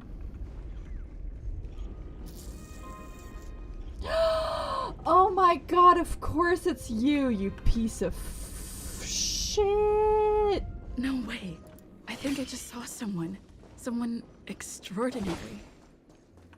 I see how it is. I know what this is about. You will find. Hi there, buddy! How's my pretty princess doing? Please wait! My beautiful ladies. Uh-huh. By the glorious light of beauty! I never thought I would see you again. Well? In such turbulent times, your kind faces are as spring's gentle breeze, bringing solace to my scorched heart. Are you a Knight of Beauty? I was wondering, because I was like, well, what are we doing right now? And this sort of feels like something specific, and I have a feeling that this is actually one of the events that I haven't been able to access because of story restrictions, so I think I know what this is, actually. Oh, so the red-haired contestant was you all along. Yeah. You've already heard of my humble title elsewhere? Yes. I am deeply honored. I was wondering, because I could not think of him. Upon hearing of the impending festivities, I commanded the one and only to bring me to Penacony with full haste. Alas, in a cosmos unguarded by the beauty, disorder prevails. Thus my passage was delayed by tending to the sick and injured. Of course. Fortunately, the mini-rabbit mech pilot, stray cat duelist, galactic ninja, and quad-drive Intellitron, along with 32 other souls in distress, all emerged from their predicaments safe and sound. I then led them all here to revel in the harmony with the countless other splendid beings. Oh. Is this the beauty? It's dazzling. You're quite the savior, aren't you? I'm busy saving the world. Could you please make way? It's I dazzling. do not deserve such praise. Unfortunately, that dashing IPC ambassador, whose radiance matches that of a beautiful peacock, remains in a woeful state. Ugh, how I wish he too could partake in this splendid occasion. Okay, let's get back to business. Since fate has brought us together, it stands to reason that you both seek the accolade of the audition's victor, correct? Yes. Though upon arrival I was once mistaken for a towering silver-armored fugitive with fiery red flames, due to my lack of eloquence. It matters not, for all these trials stem from the land of the dream's beauty. What matters is that I now stand before you. Our paths have crossed. I, Argenti of the Knights of Beauty, am humbly requesting a battle with you both, in the name of the Code of Chivalry. Let's go, baby. If I am fortunate enough to emerge victorious, kindly grant me passage to the Crown of Victory, and recognize that Idrilla, the beauty, is the most peerless beauty of them all. If you win. Let's go. Dear friends, please ready yourselves for this trial set forth by the beauty. God damn it. You're refusing Bear witness. me the automatic battle. I have to actually think. How dare you? A flesh wound. I weep for the Just departed. a flesh wound. It too shall fall.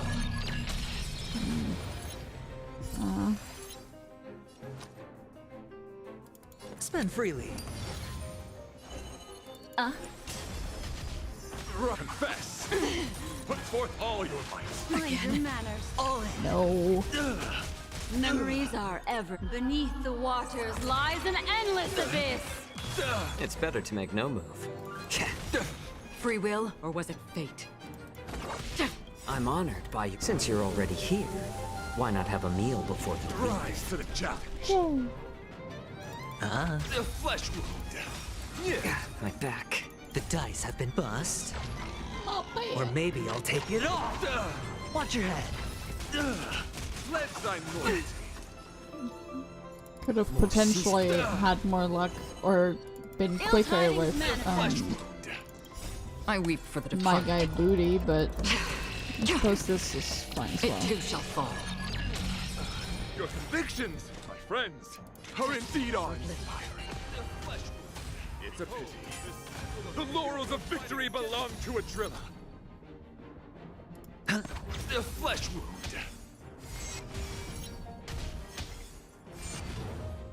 A little more heat. Confess. No, I will not confess.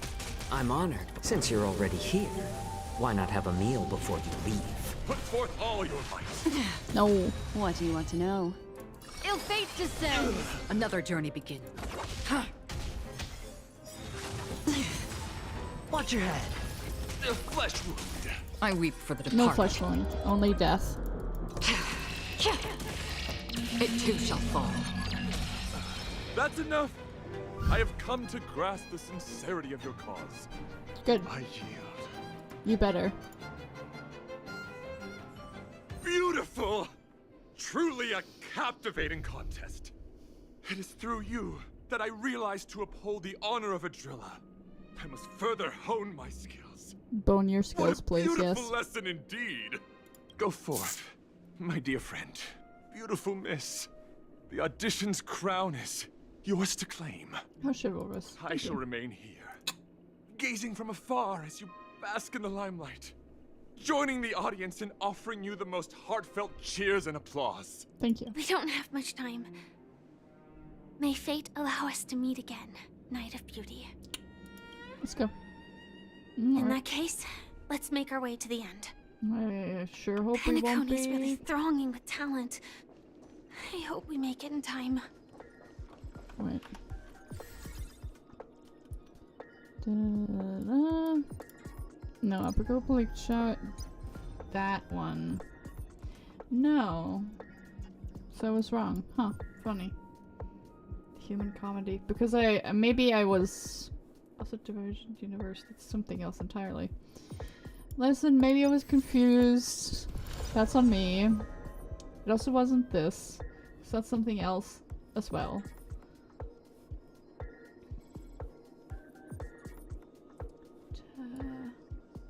Well, anyways, moving on. I just wanted to double check it anyways. Could have fooled me. I thought it was gonna be the thingy, but Stranger in a Strange Land is at the end of everything, I think. Crown me! Let's go! Whoop! Oh, there.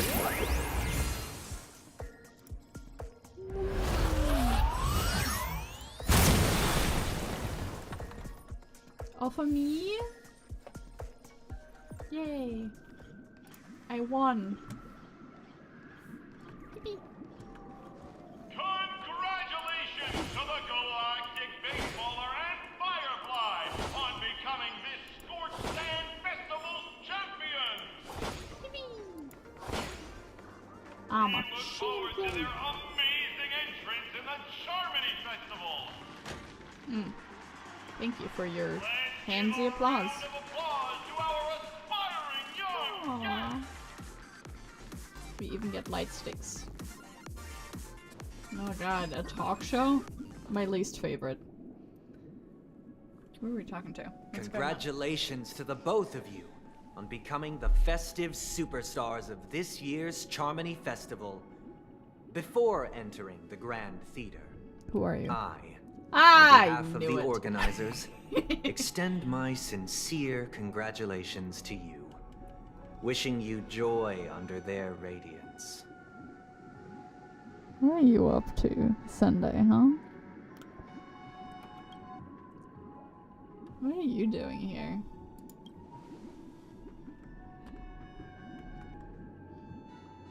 As previously promised, my sister, Mr. Yang, and I have met with the Dream Master.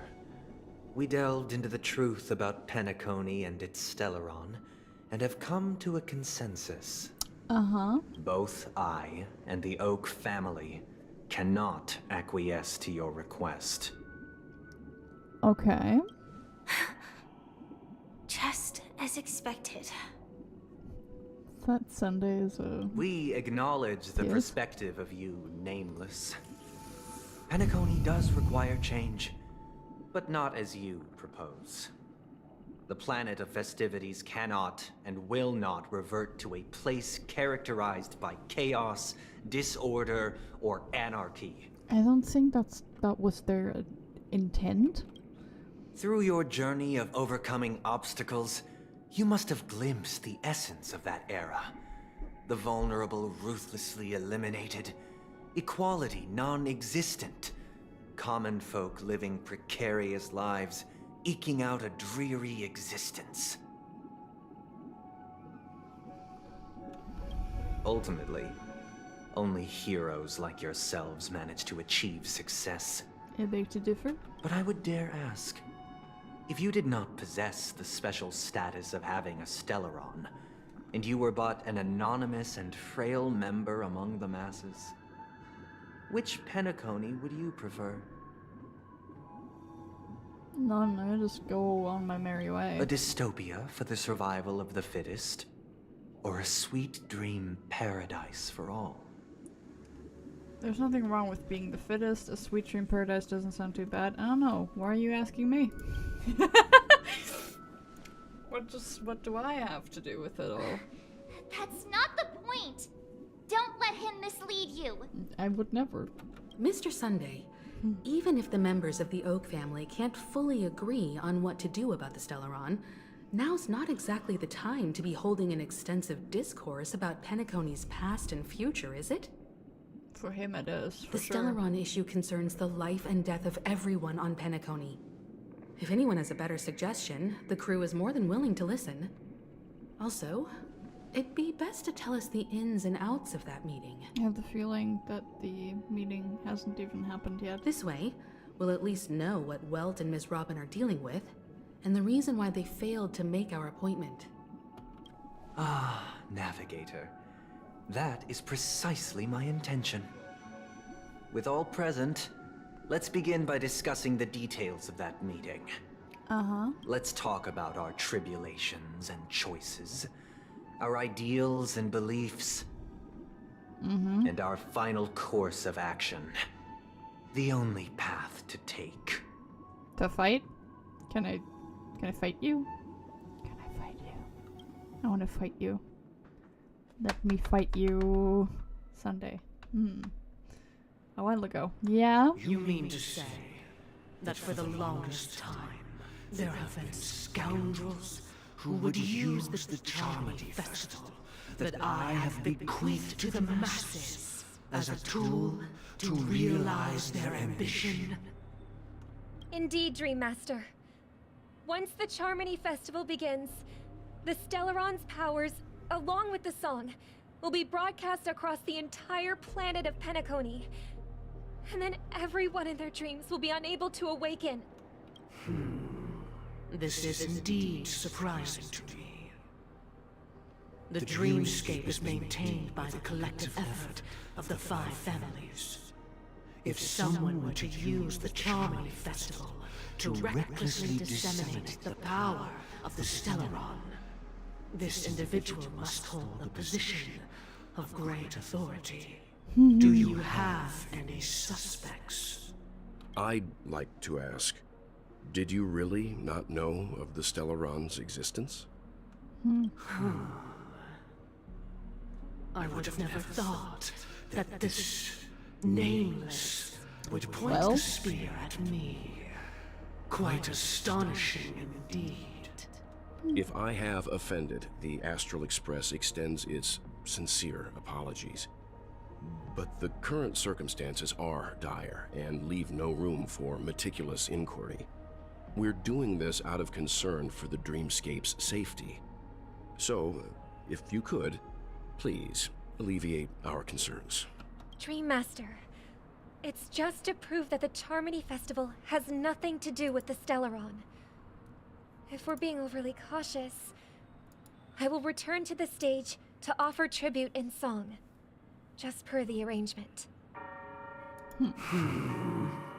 Sunday, Robin, I've watched you two grow up and know your dispositions like the back of my hand. Both of you, right now, can surely be lauded as their most devout advocates. I already know your resolve. Alright. The magnitude of this matter is enormous and cannot be taken lightly. Since Mr. Yang has asked with such earnestness, I will personally respond in kind. If there is a need, the entire Oak family will be mobilized to heed your call. Someday, might I ask you to beseech them to cast their light unto me, and question me in their stead, so that no lies may be concealed? I will do as you command. Robin, could I entrust you to be present as a witness, to document the truth, and to proclaim my innocence, so that all slander may be utterly dispelled? I will do as you command. May thy will be carried out on earth, just as it is in the heavens. Oh, triple-faced soul, please sear his tongue and palms with a hot iron, so that he will not be able to fabricate lies and make false vows. Hey, it's a little bit harsh, don't you think? Let us begin. There is nothing else to prepare. Understood. Question. Have you devoted your life to your god, never worshipping other gods? Naturally. Do you love your god as you do yourself, always heeding their admonishments? What kind of religious shit is this now? Naturally. It's not yes or no. Have you strayed from the path expected by your god, betraying their name? Never. Have you ever been inordinate with your asks of your god, coveting more than the foundation of the creation itself? Never. Then, a final question. Do you swear to fulfill all vows, past, present, and future? With the Eon as my witness, if I do not deliver on my words, or if I renege on my vows, may I be cursed in accordance with divine law.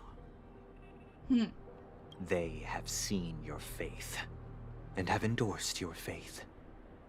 With this, it can be evidenced... Just a moment.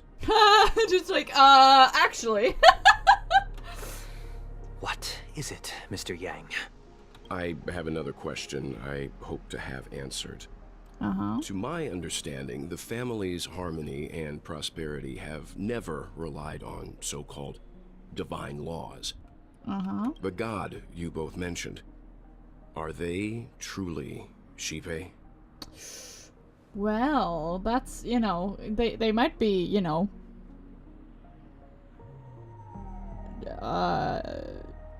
loyal to a god. That doesn't mean they're loyal to Shipe.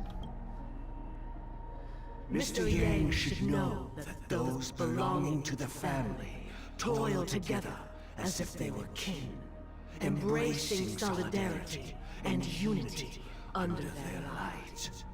All duplicity is laid bare before the harmony. Such a delicate and complex symphony.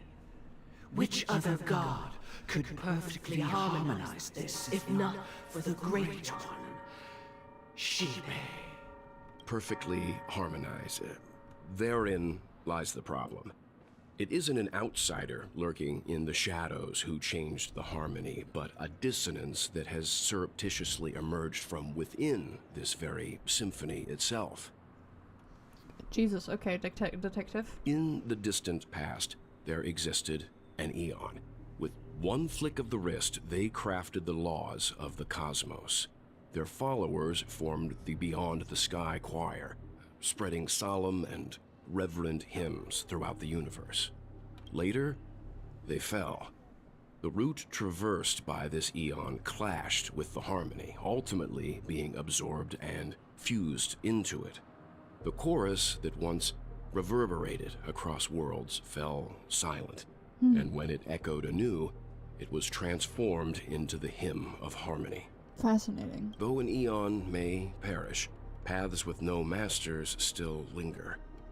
In the all-forgiving harmony, echoes of bygone dissonance may subtly arise. Mr. Yang, being overly astute can be a detriment. Especially when you find yourself alone and without allies. First of all, is that a threat? Second of all, did you just imply that neither Robin nor Sunday are my allies? His allies. That's two threats. So this is how it is. Do you want to fight? You want to fight me, bro? For the sake of our grand cause, Sunday, please afford these two an opportunity to rest. Okay. What? Uh-huh.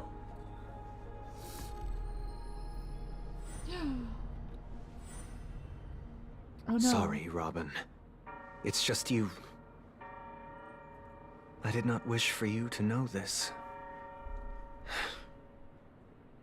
It's a pity that things have turned out this way. So, this is the true reason I can't sing? The shadow that envelops Penacony is actually... We were never children of the harmony. Our ideal paradise could not have been crafted by Shipe. True bliss can only be guaranteed by the one who transcends the many. Within the foundation of law, humanity establishes civilization, and through harmony, we obtain order. Let's see how it is.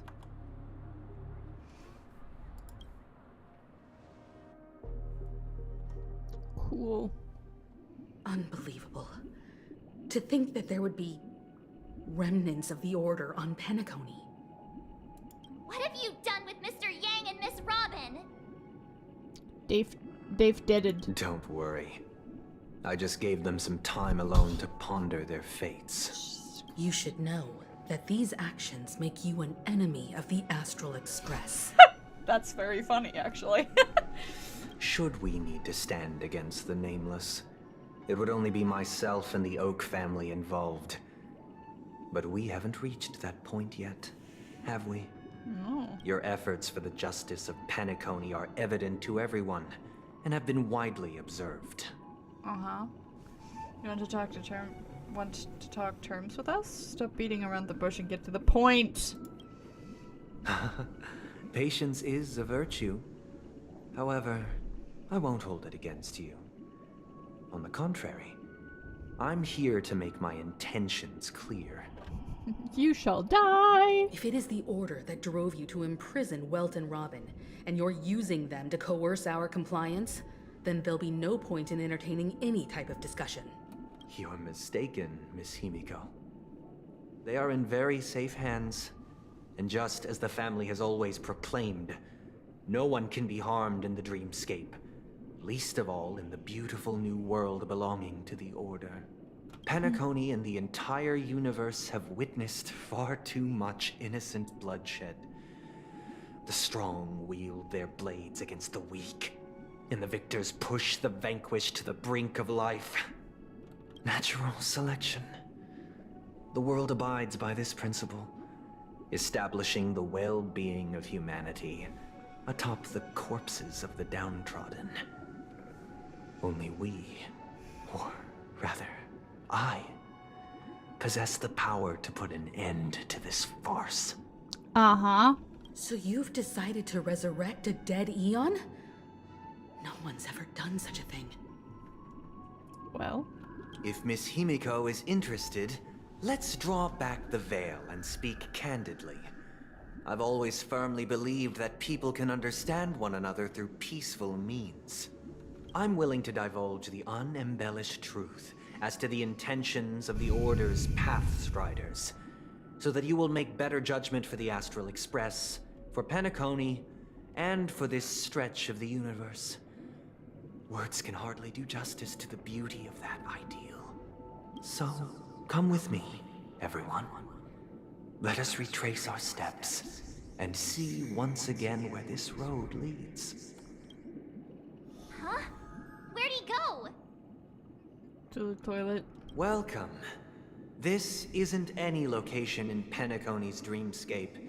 It's my inner world. The reason the scenery before you remains unchanged is because your consciousness has drawn on similar concepts to fill in the gaps. Of course. You've unprinted prisoners? Who in their right mind would expose their inner self like this? That means... Did you do the same to Welt? It's a tuning process. Stronger in effect and more draining on the mind. The gray-haired guest has experienced it before, so she should understand what it entails. Tuning allows you to intuitively grasp my feelings, which also means that I cannot hide anything from you. Great. Now, everyone, please look at the huge screen. The road we once took begins here. From this point on, you will witness the numerous decisions I've faced. I've selected a portion of these to share with you. Wonderful. It's time for PowerPoint presentations. Also, I wanted to end it a little while ago, but it seems that we're in almost the same entrapment as we were in last time. I hope it doesn't turn out to be 6 hours. I don't have 6 hours today. I believe after going through similar predicaments, you'll be able to better understand my thoughts. Sure. Let's begin. The first decision. A story about a baby bird. My brother in Christ. This story happened when Robin and I were very young. We were victims of the Stellaron disaster, and the family's Mr. Gopher Wood, who would later become the Dream Master of Penacony, saw that we siblings had no one to turn to and took us in. Later on, Robin and I lived a time with nary a care in the world. One day, after dinner, while my younger sister and I were lounging about in Mr. Gopher Wood's yard, we spotted a fledgling Charmony dove all on its own. That baby bird was tiny. It didn't even have all of its feathers, and it couldn't sing. When we found it, it was already on its last breath, having fallen into a shrub, probably abandoned by its parents. We decided to build a nest for it right there and then. However, thinking back, that winter was unusually cold, with fierce winds at night in the yard, not to mention the many poisonous bugs and wild beasts in the vicinity. It was clear that if we left the fledgling in the yard, it stood no chance of surviving until spring. So, I suggested we take it inside, place it on the shelf by the window, and asked the adults to fashion a cage for it. We decided that when it regained its strength enough to spread its wings, we would release it back into the wild. The tragic part, something that we'd never considered, was that this bird's fate had already been determined long before this moment. Sort of. Its destiny was determined by our momentary whim. Kind of, yeah. If you would have just let it die, it wouldn't have died later. Now, I pass the power of choice to you all. Faced with this situation, what choice would you make? I mean, given that it's about to die, I would make the last few moments of its life pleasant. That's what I did with the mouse that I saw last year in winter that was dying of rat poison. I brought it home to put it on a warm mat so it couldn't have a little bit of, you know, lovely time before it passed away. And I knew it wasn't gonna survive. So there's a moment with this. But it's also, they're not gonna have the option of, we put, like, let it come in, get into a cage, but we also do exercises and train it to be out in the wild. That's not an option. The option is keep it in a cage, treat it as a house bird, and then try to release it into the wild as a wild bird again, failing miserably and killing it almost immediately. And immediately eradicating any chance of the bird surviving outside of this house. So it's either you take the bird in permanently, or you let it go free and potentially die immediately as a wild and free bird. Because if you keep it in a cage and then release it into the wild, there is especially over the winter, which is a long time, especially for the baby bird that then has no idea of anything else, there's a greater chance that it will die if you release it afterwards than if you just keep it in the cage forever, or just let it die outside. It's fine. You can put a little gravestone on it. You can see the other birds. It's fine. Sometimes having to deal with death is fine. You can't stop things from dying. That is against the natural order of things.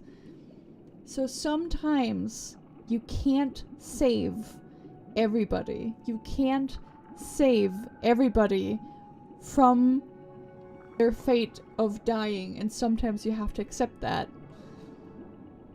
No matter how pretty, no matter how small, sometimes that's all you can do, is to be there in their final moments. Try not to make them panic too much, but all you can do is just be there. Make their last moments nice, but don't force them to stay alive, to then try to put them out into the wild again with no training, no preparations whatsoever, because that's what's gonna happen. He's gonna give us the choice of keep the bird in a cage and then release them, or let it die. And I'm gonna choose let it die, because keeping it in a cage and releasing it is a death sentence. And I would rather it die now, knowing freedom, and not knowing captivity. Stick to the original plan, and build a nest with soft net where the Charmony dove fell. Or build a cage for it, and feed it, giving it the utmost care from within the warmth of a home. I eagerly await your answer. Well, I've already made my choice. Make a nest. Make it have a lovely last bit of time, because the other one is, we already know it will get released and it will die. So I'd rather it die in comfort than die alone. You know? Stick to their plan and build a nest with soft net with the Charmony dove fell? Yes. Make the decision. Interesting. Since you've made up your mind, allow me to reveal what fate this choice will bring to the fledgling. Death. Yes. From what I've observed, there are at least 3 predators in that yard that prey on small birds. The Vossicle scorpion, Asdana wolverine, and the Huntington winged snake. Yes. And they too need to live. Even if they shy away from humans, these animals are still near apex predators in a fenced location like a yard. In such a location, only one fate awaits that little Charmony dove. A painful death. And if you keep it in captivity, and you release it into the wild, as a captive bird, it won't know how to survive, and it will either starve or fall into the hands of these predators again, or be unable to fly and fall to its death. Either way, it will result in death. As for the choice you made, I am deeply sorry. Now, let us advance to the second decision. This time, it's the story of a dream chaser. This story happened when I was appointed as Bronze Melodia, a position exclusive to the Oak family, charged with listening to the problems and vexations of Dreamscape residents, and providing them with the relevant guidance. Yippee. It was during that period that I had the opportunity to hear voices from all corners of the Dreamscape. Joy, sorrow, arrogance, regret. The complex tapestry of human nature that formed the world. And I was fortunate to catch a glimpse of it. He was a dream chaser, and an illegal stowaway. Just like the rest of them, he came to Penacony in search of a better life. Except that, to most people, the price he paid, I suppose you could say it was everything. He told me, I sold everything I could at home. The house, the land, even his 2 children. He said he could not afford to raise them, and that at least they could eat if they lived as slaves. I mean, I suppose. He had a plan in place. He would buy back his children once he had made his fortune, and enjoy Penacony's beautiful dream with them. Alas, his plan to smuggle himself was somewhat clumsy, and he was sniffed out by those pig-headed hounds. After hearing the Dream Chaser's story, I immediately appealed to the Bloodhound family to cease their pursuit. That way, at least he could live peacefully. But I was still too naive to the ways of the world. I did not anticipate that what I thought was a kind gesture would later lead to dire consequences. Oh, I can imagine that there's something that's gonna happen if you let a stowaway get on board. I'll tell you the outcome soon. For now, I'd like you all to make a choice. Okay. Will you do as I did and try to convince the Bloodhound family to stop their pursuit so that the Dream Chaser may live peacefully and realize his wishes? Or will you remain silent, leaving him to languish while the hounds are hot on his heels until his inevitable judgment arrives? I mean, I'm always someone to go against the rules, but I suppose... I look forward to everyone's decisions. Who knows? Perhaps they might even alter the outcome of this tragedy. I don't know what tragedy you're talking about, man. Alright, on this one I actually need your input. Hi. Hello. Speak to me? Dream Chaser story. If I acted out of kindness, I would probably ask the Bloodhounds to stop their pursuit and lend him a hand. But what cruel repercussion would this choice result in?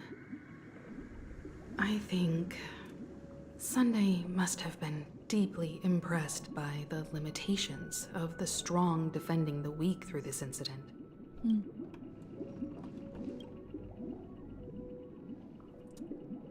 This question... Surely it has some connection to the baby bird story. And this connection is precisely the breakthrough Sunday aims to use to persuade us. I'd probably choose to ask the Bloodhounds to cease their pursuit. Sure. I suppose that might be... nope. Where's the other one? There you are. Cease! Yeah, make the decision. I'm honored to witness you arriving at the same decision. Out of respect, I'll share with you the dire consequences that my choice back then brought about. Yay, let's go. First, the outcome. He attained major success. After avoiding capture, he ran a business for a few years, very quickly making a name for himself, elevating his status. He might not have become a tycoon like old Audie, but he was considered a character of excellent repute. Now then, did he realize the wish he set out to achieve? No. The last time I saw him was in the real world, where the hounds were going to permanently exile him. Damn. And I was the accompanying Bronze Melodia. The mission was simple. Listen to the criminal's repentance. He told me the reason he was in this predicament was because he conspired to usurp the head of the Alfalfa family. When I asked him about his 2 children, he instead responded with a question. What children? A liar! Damn, man, I'm such an optimist. In the end, my heart aligned with the harmony, and the good deed I dared to undertake held no value, turning instead into a wrongdoing. You would lie to me? It created a lamentable oppressor and countless oppressed individuals. As to your choice, I once again offer my heartfelt apologies. My bad. Next comes the third and final decision, and the story this time is my own. This story happened the day I was appointed the Oak family head. At that time, Mr. Gopherwood was the current Dream Master, and as per his wish, we had a private conversation. What surprised me was that the Dream Master had only come to deliver a letter to me. He let me read its contents, and it was a letter from my sister. Well? The letter contained the usual pleasantries, anecdotes from her travels, nothing out of the ordinary. Just as I started wondering how this letter related to our discussion, the Dream Master began to speak. Do you know who wrote this letter? Robin! My sister, of course. But why would you personally visit me to hand me a letter from my sister containing mere trivialities? To help you grasp the full scope of this issue. Do you know where Robin is at this moment? No. From what the letter indicates, She must be in Caspelina 8, correct? She's touring there right now. Correct. Has she mentioned anything about a stray bullet? A stray bullet? What? A war has broken out on that planet. It is because of this very reason that Robin chose this destination. To spread the word of the Harmony. And to save the lives of that planet. Jesus. She personally made for the front lines. Well, protective brother mode engaged, I suppose. She hoped to ease the people's suffering with song, and was willing to brave mortal danger to deliver the IPC's medical supplies. Unfortunately, stray bullets show no such compassion. Did she get shot? Is she alright? If the operation was successful, she should probably be recovering in the field hospital. By the eon above, the bullet struck her neck directly, yet possibly as a reward for her consistent deeds of harmony. It didn't hit any vital arteries. Once you've attended to your outstanding tasks, it'd be advisable to write her back as soon as possible. Those damned savages! I'll pack my bags right away. My gratitude for bringing this to my attention, Mr. Gopherwood. Now you understand why she always wears such elaborate neck ornaments, don't you? How could this happen? Miss Robin. It's all in the past, so please don't worry. I share this in the meager hope that you will understand the Harmony's limitations and predicament. As grandiose as the strong defending the weak sounds, many times, it is nothing more than wishful thinking. Likewise, I've prepared one last question, one last choice. But rest assured, this choice will not have any grave consequences. Yet. Because this is merely a figment of imagination, a nightmare that has haunted me through countless nights.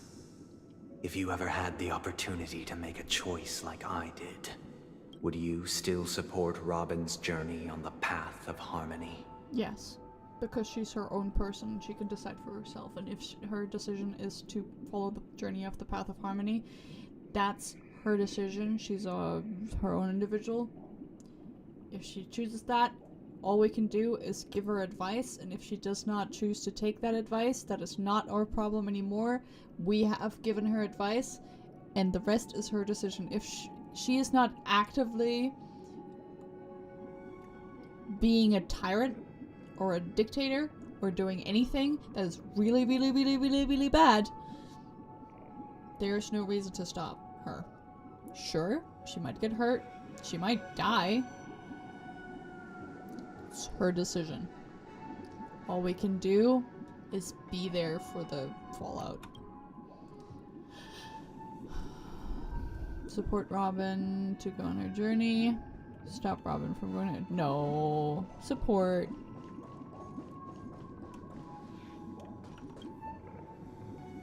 We make this choice. Make this decision.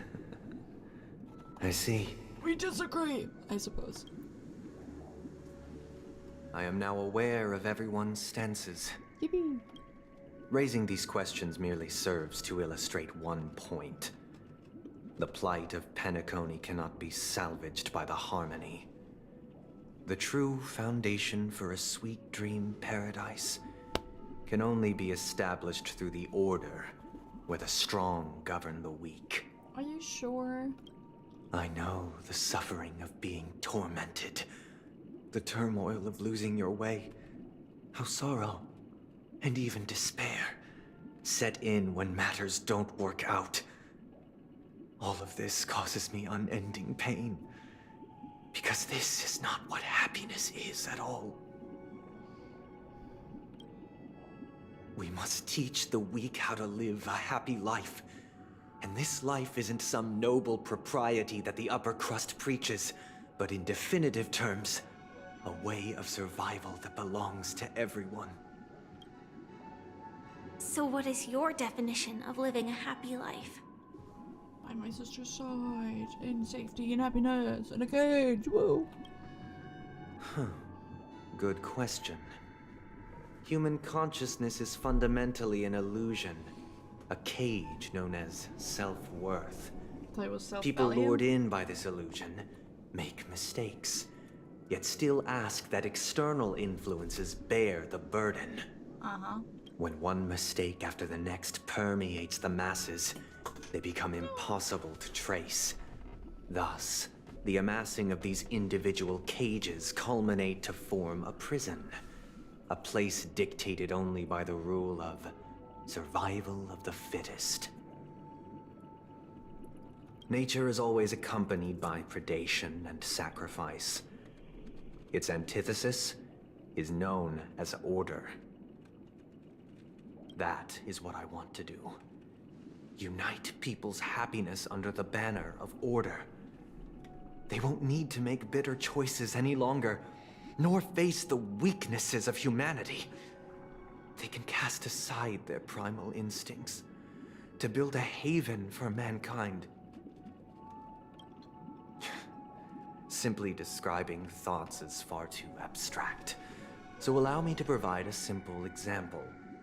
As you all may know, there are societal norms like weekends and long weekends that exist on some worlds. During these hard-earned rest days, people are given the chance to extricate themselves from the stresses of everyday life, allowing a certain tranquility to return to their souls. And it is only on these days that people do not have to adhere to the law where the strong prey on the weak. They can live out their lives happily during these brief intermissions. It's just a pity that 2 or 3 days are still too fleeting compared to the span of a lifetime. From where I stand, society's ideal system should be 7 rest days.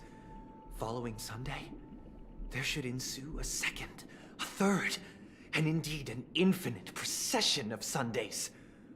This should be the face of the new world. Idyllic, eternal, peaceful days. Okay. Who or what produces shit then? Food, entertainment, work, clothes. So they're all gonna come from what? Computers? Robots? Who maintains the robots? Who takes care of the robots? Do they get rest days? Why are you trying to upend an entire system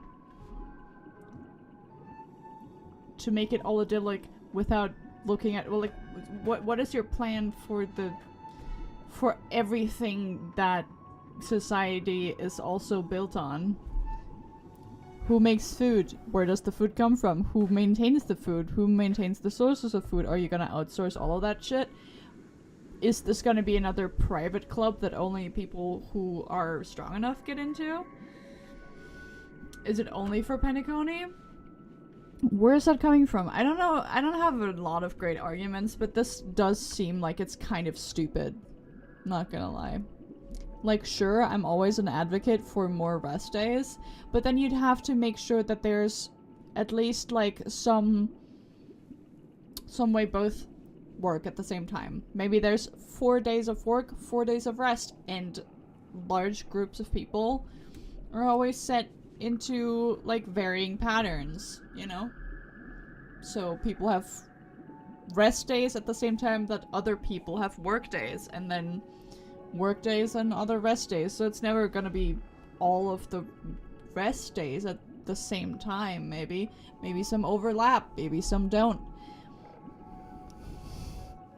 but you have to make logical sense out of all of these things, because there's shit that depends on people not resting all of the time. Because sure, that's great, but how does everything actually keep on keeping on? That is the question, and that needs an answer.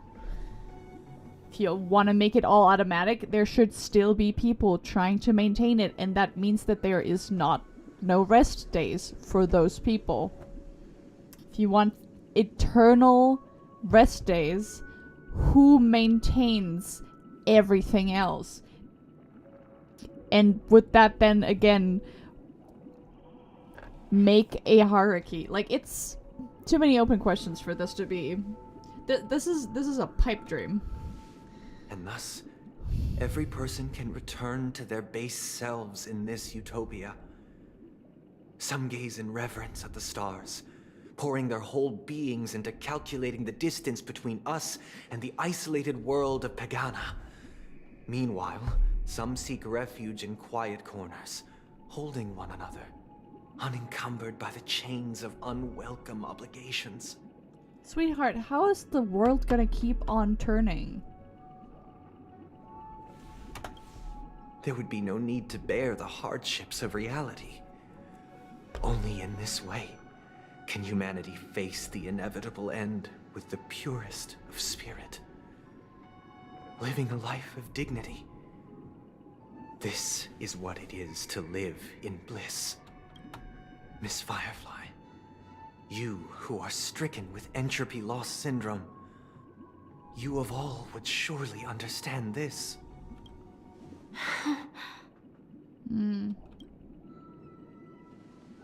It sounds like a flawless theory. No. Far from it. Why is this so hard to argue back on for you guys? But what is the price to attain all this? Human souls again? Probably. The cost is minute, merely a personal and eternal sacrifice. If this paradise is to be maintained for everyone, someone must remain trapped in solitary awakening until the end of the cosmos. Uh-huh. And that somebody is you? Which means that this so-called paradise is still a dream. Stepping into this paradise means forsaking reality, correct? Yes. It is not forsaking, but transcending. Flesh, blood, sorrow, weakness. If the physical is the root of spiritual suffering, it is only logical that we defeat it. Why do we need to defeat it? Why can't we just fucking live? Sure. There are hardships, but we can work on that as a collective. It's not... Utopia isn't the fucking answer to everything. But in this supposed bliss, people won't have defeated their demons. The chance to overcome their tribulations would be forever lost to them. Yeah. In other words, it is an escape. Yeah. It's escapism all over That's again. another way of understanding it. But there is no shame in escape. On the contrary, the seeds of escape exist in everyone's hearts. Don't you agree, Miss Firefly? And as for why life slumbers, it is because we are afraid to awaken from our dreams. No, I'm quite happy to awaken from my dreams. But this is not in conflict with the grand plan. Only in acknowledging this can we truly understand the frailty of human nature, and from there, show compassion and protection. Uh-huh.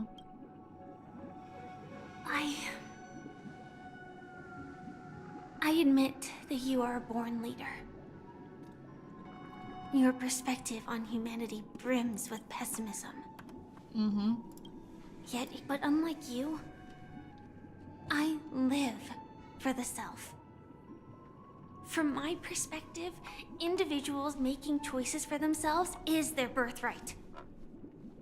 Yes. The want to escape may be innate in the weak. But whether they are weak or not, it is not up to another to decide. It's lovely when people have more vocabulary to argue better than I can. That's very good. Thank you. Perhaps in your mind, you also view me as weak? Obviously. Because I don't think so. Since Miss Firefly has said her piece, the Astral Express will also naturally give you our answer. We'll leave it to you. Just as Mr. McHale instructed before. Tell him our choice.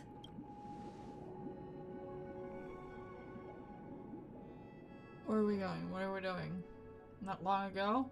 What is this place? Can you please let me go out of this dialogue box? I swear to God, I just want to go home, please. Does this place ring any bells, Misha? I don't know, but I feel a sense of deja vu. What is this place? Great question. I don't know. It's the realm within a dream bubble. This was left to the Astral Express by a nameless, but weirdly, when we entered it, it was completely empty. Dr. Edward from the Dreamscape sales store told me that dreams are formed from memories, and a dream bubble can't take shape if its core is empty. So I thought you might be able to help us in unraveling this mystery, Misha. As a hotel doorman, you know Penacony best among us. I don't know much about dream bubbles, but if you want to figure out what this mansion is, I'll do my best. I'm counting on you then. Well, Himeko, I still don't get it. Why were you so sure that Misha had a connection with this dream bubble? I wasn't sure. It was just a hunch. But since Misha feels familiar with this place, my hunch might be correct. Place looks a bit familiar. It looks a little bit like the place where Black Swan saved us from dormancy. Exactly. This is where you and Firefly encountered death, which we now know as dormancy. Considering its connection to Dreamflux Reef, it's not surprising it appeared here. The question now is, who brought you here? Based on the clues we have so far, it's unlikely to be that masked fool. So identifying them is crucial to us. We're drawing closer to the truth once more. Let's give Misha some time, as I believe he'll unveil the secret of this dream bubble. Alright, but there are doors all over the place. Which one should we choose? Do you have any idea, Misha? I guess... maybe this way? Okay.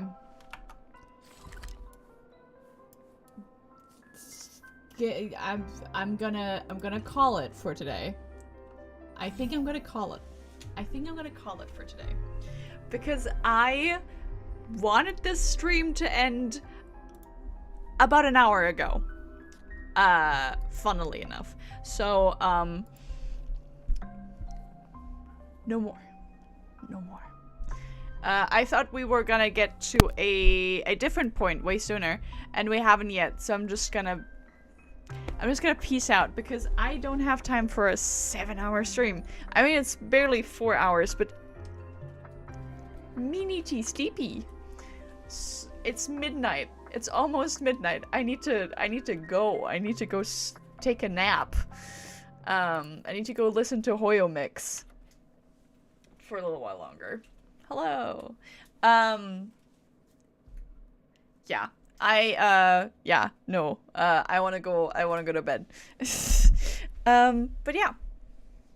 I hope you enjoyed either way, still. With the story so far. We're gonna continue this next week, with considerably less time even, because I've got school next week. Let me just, quickly see for a second.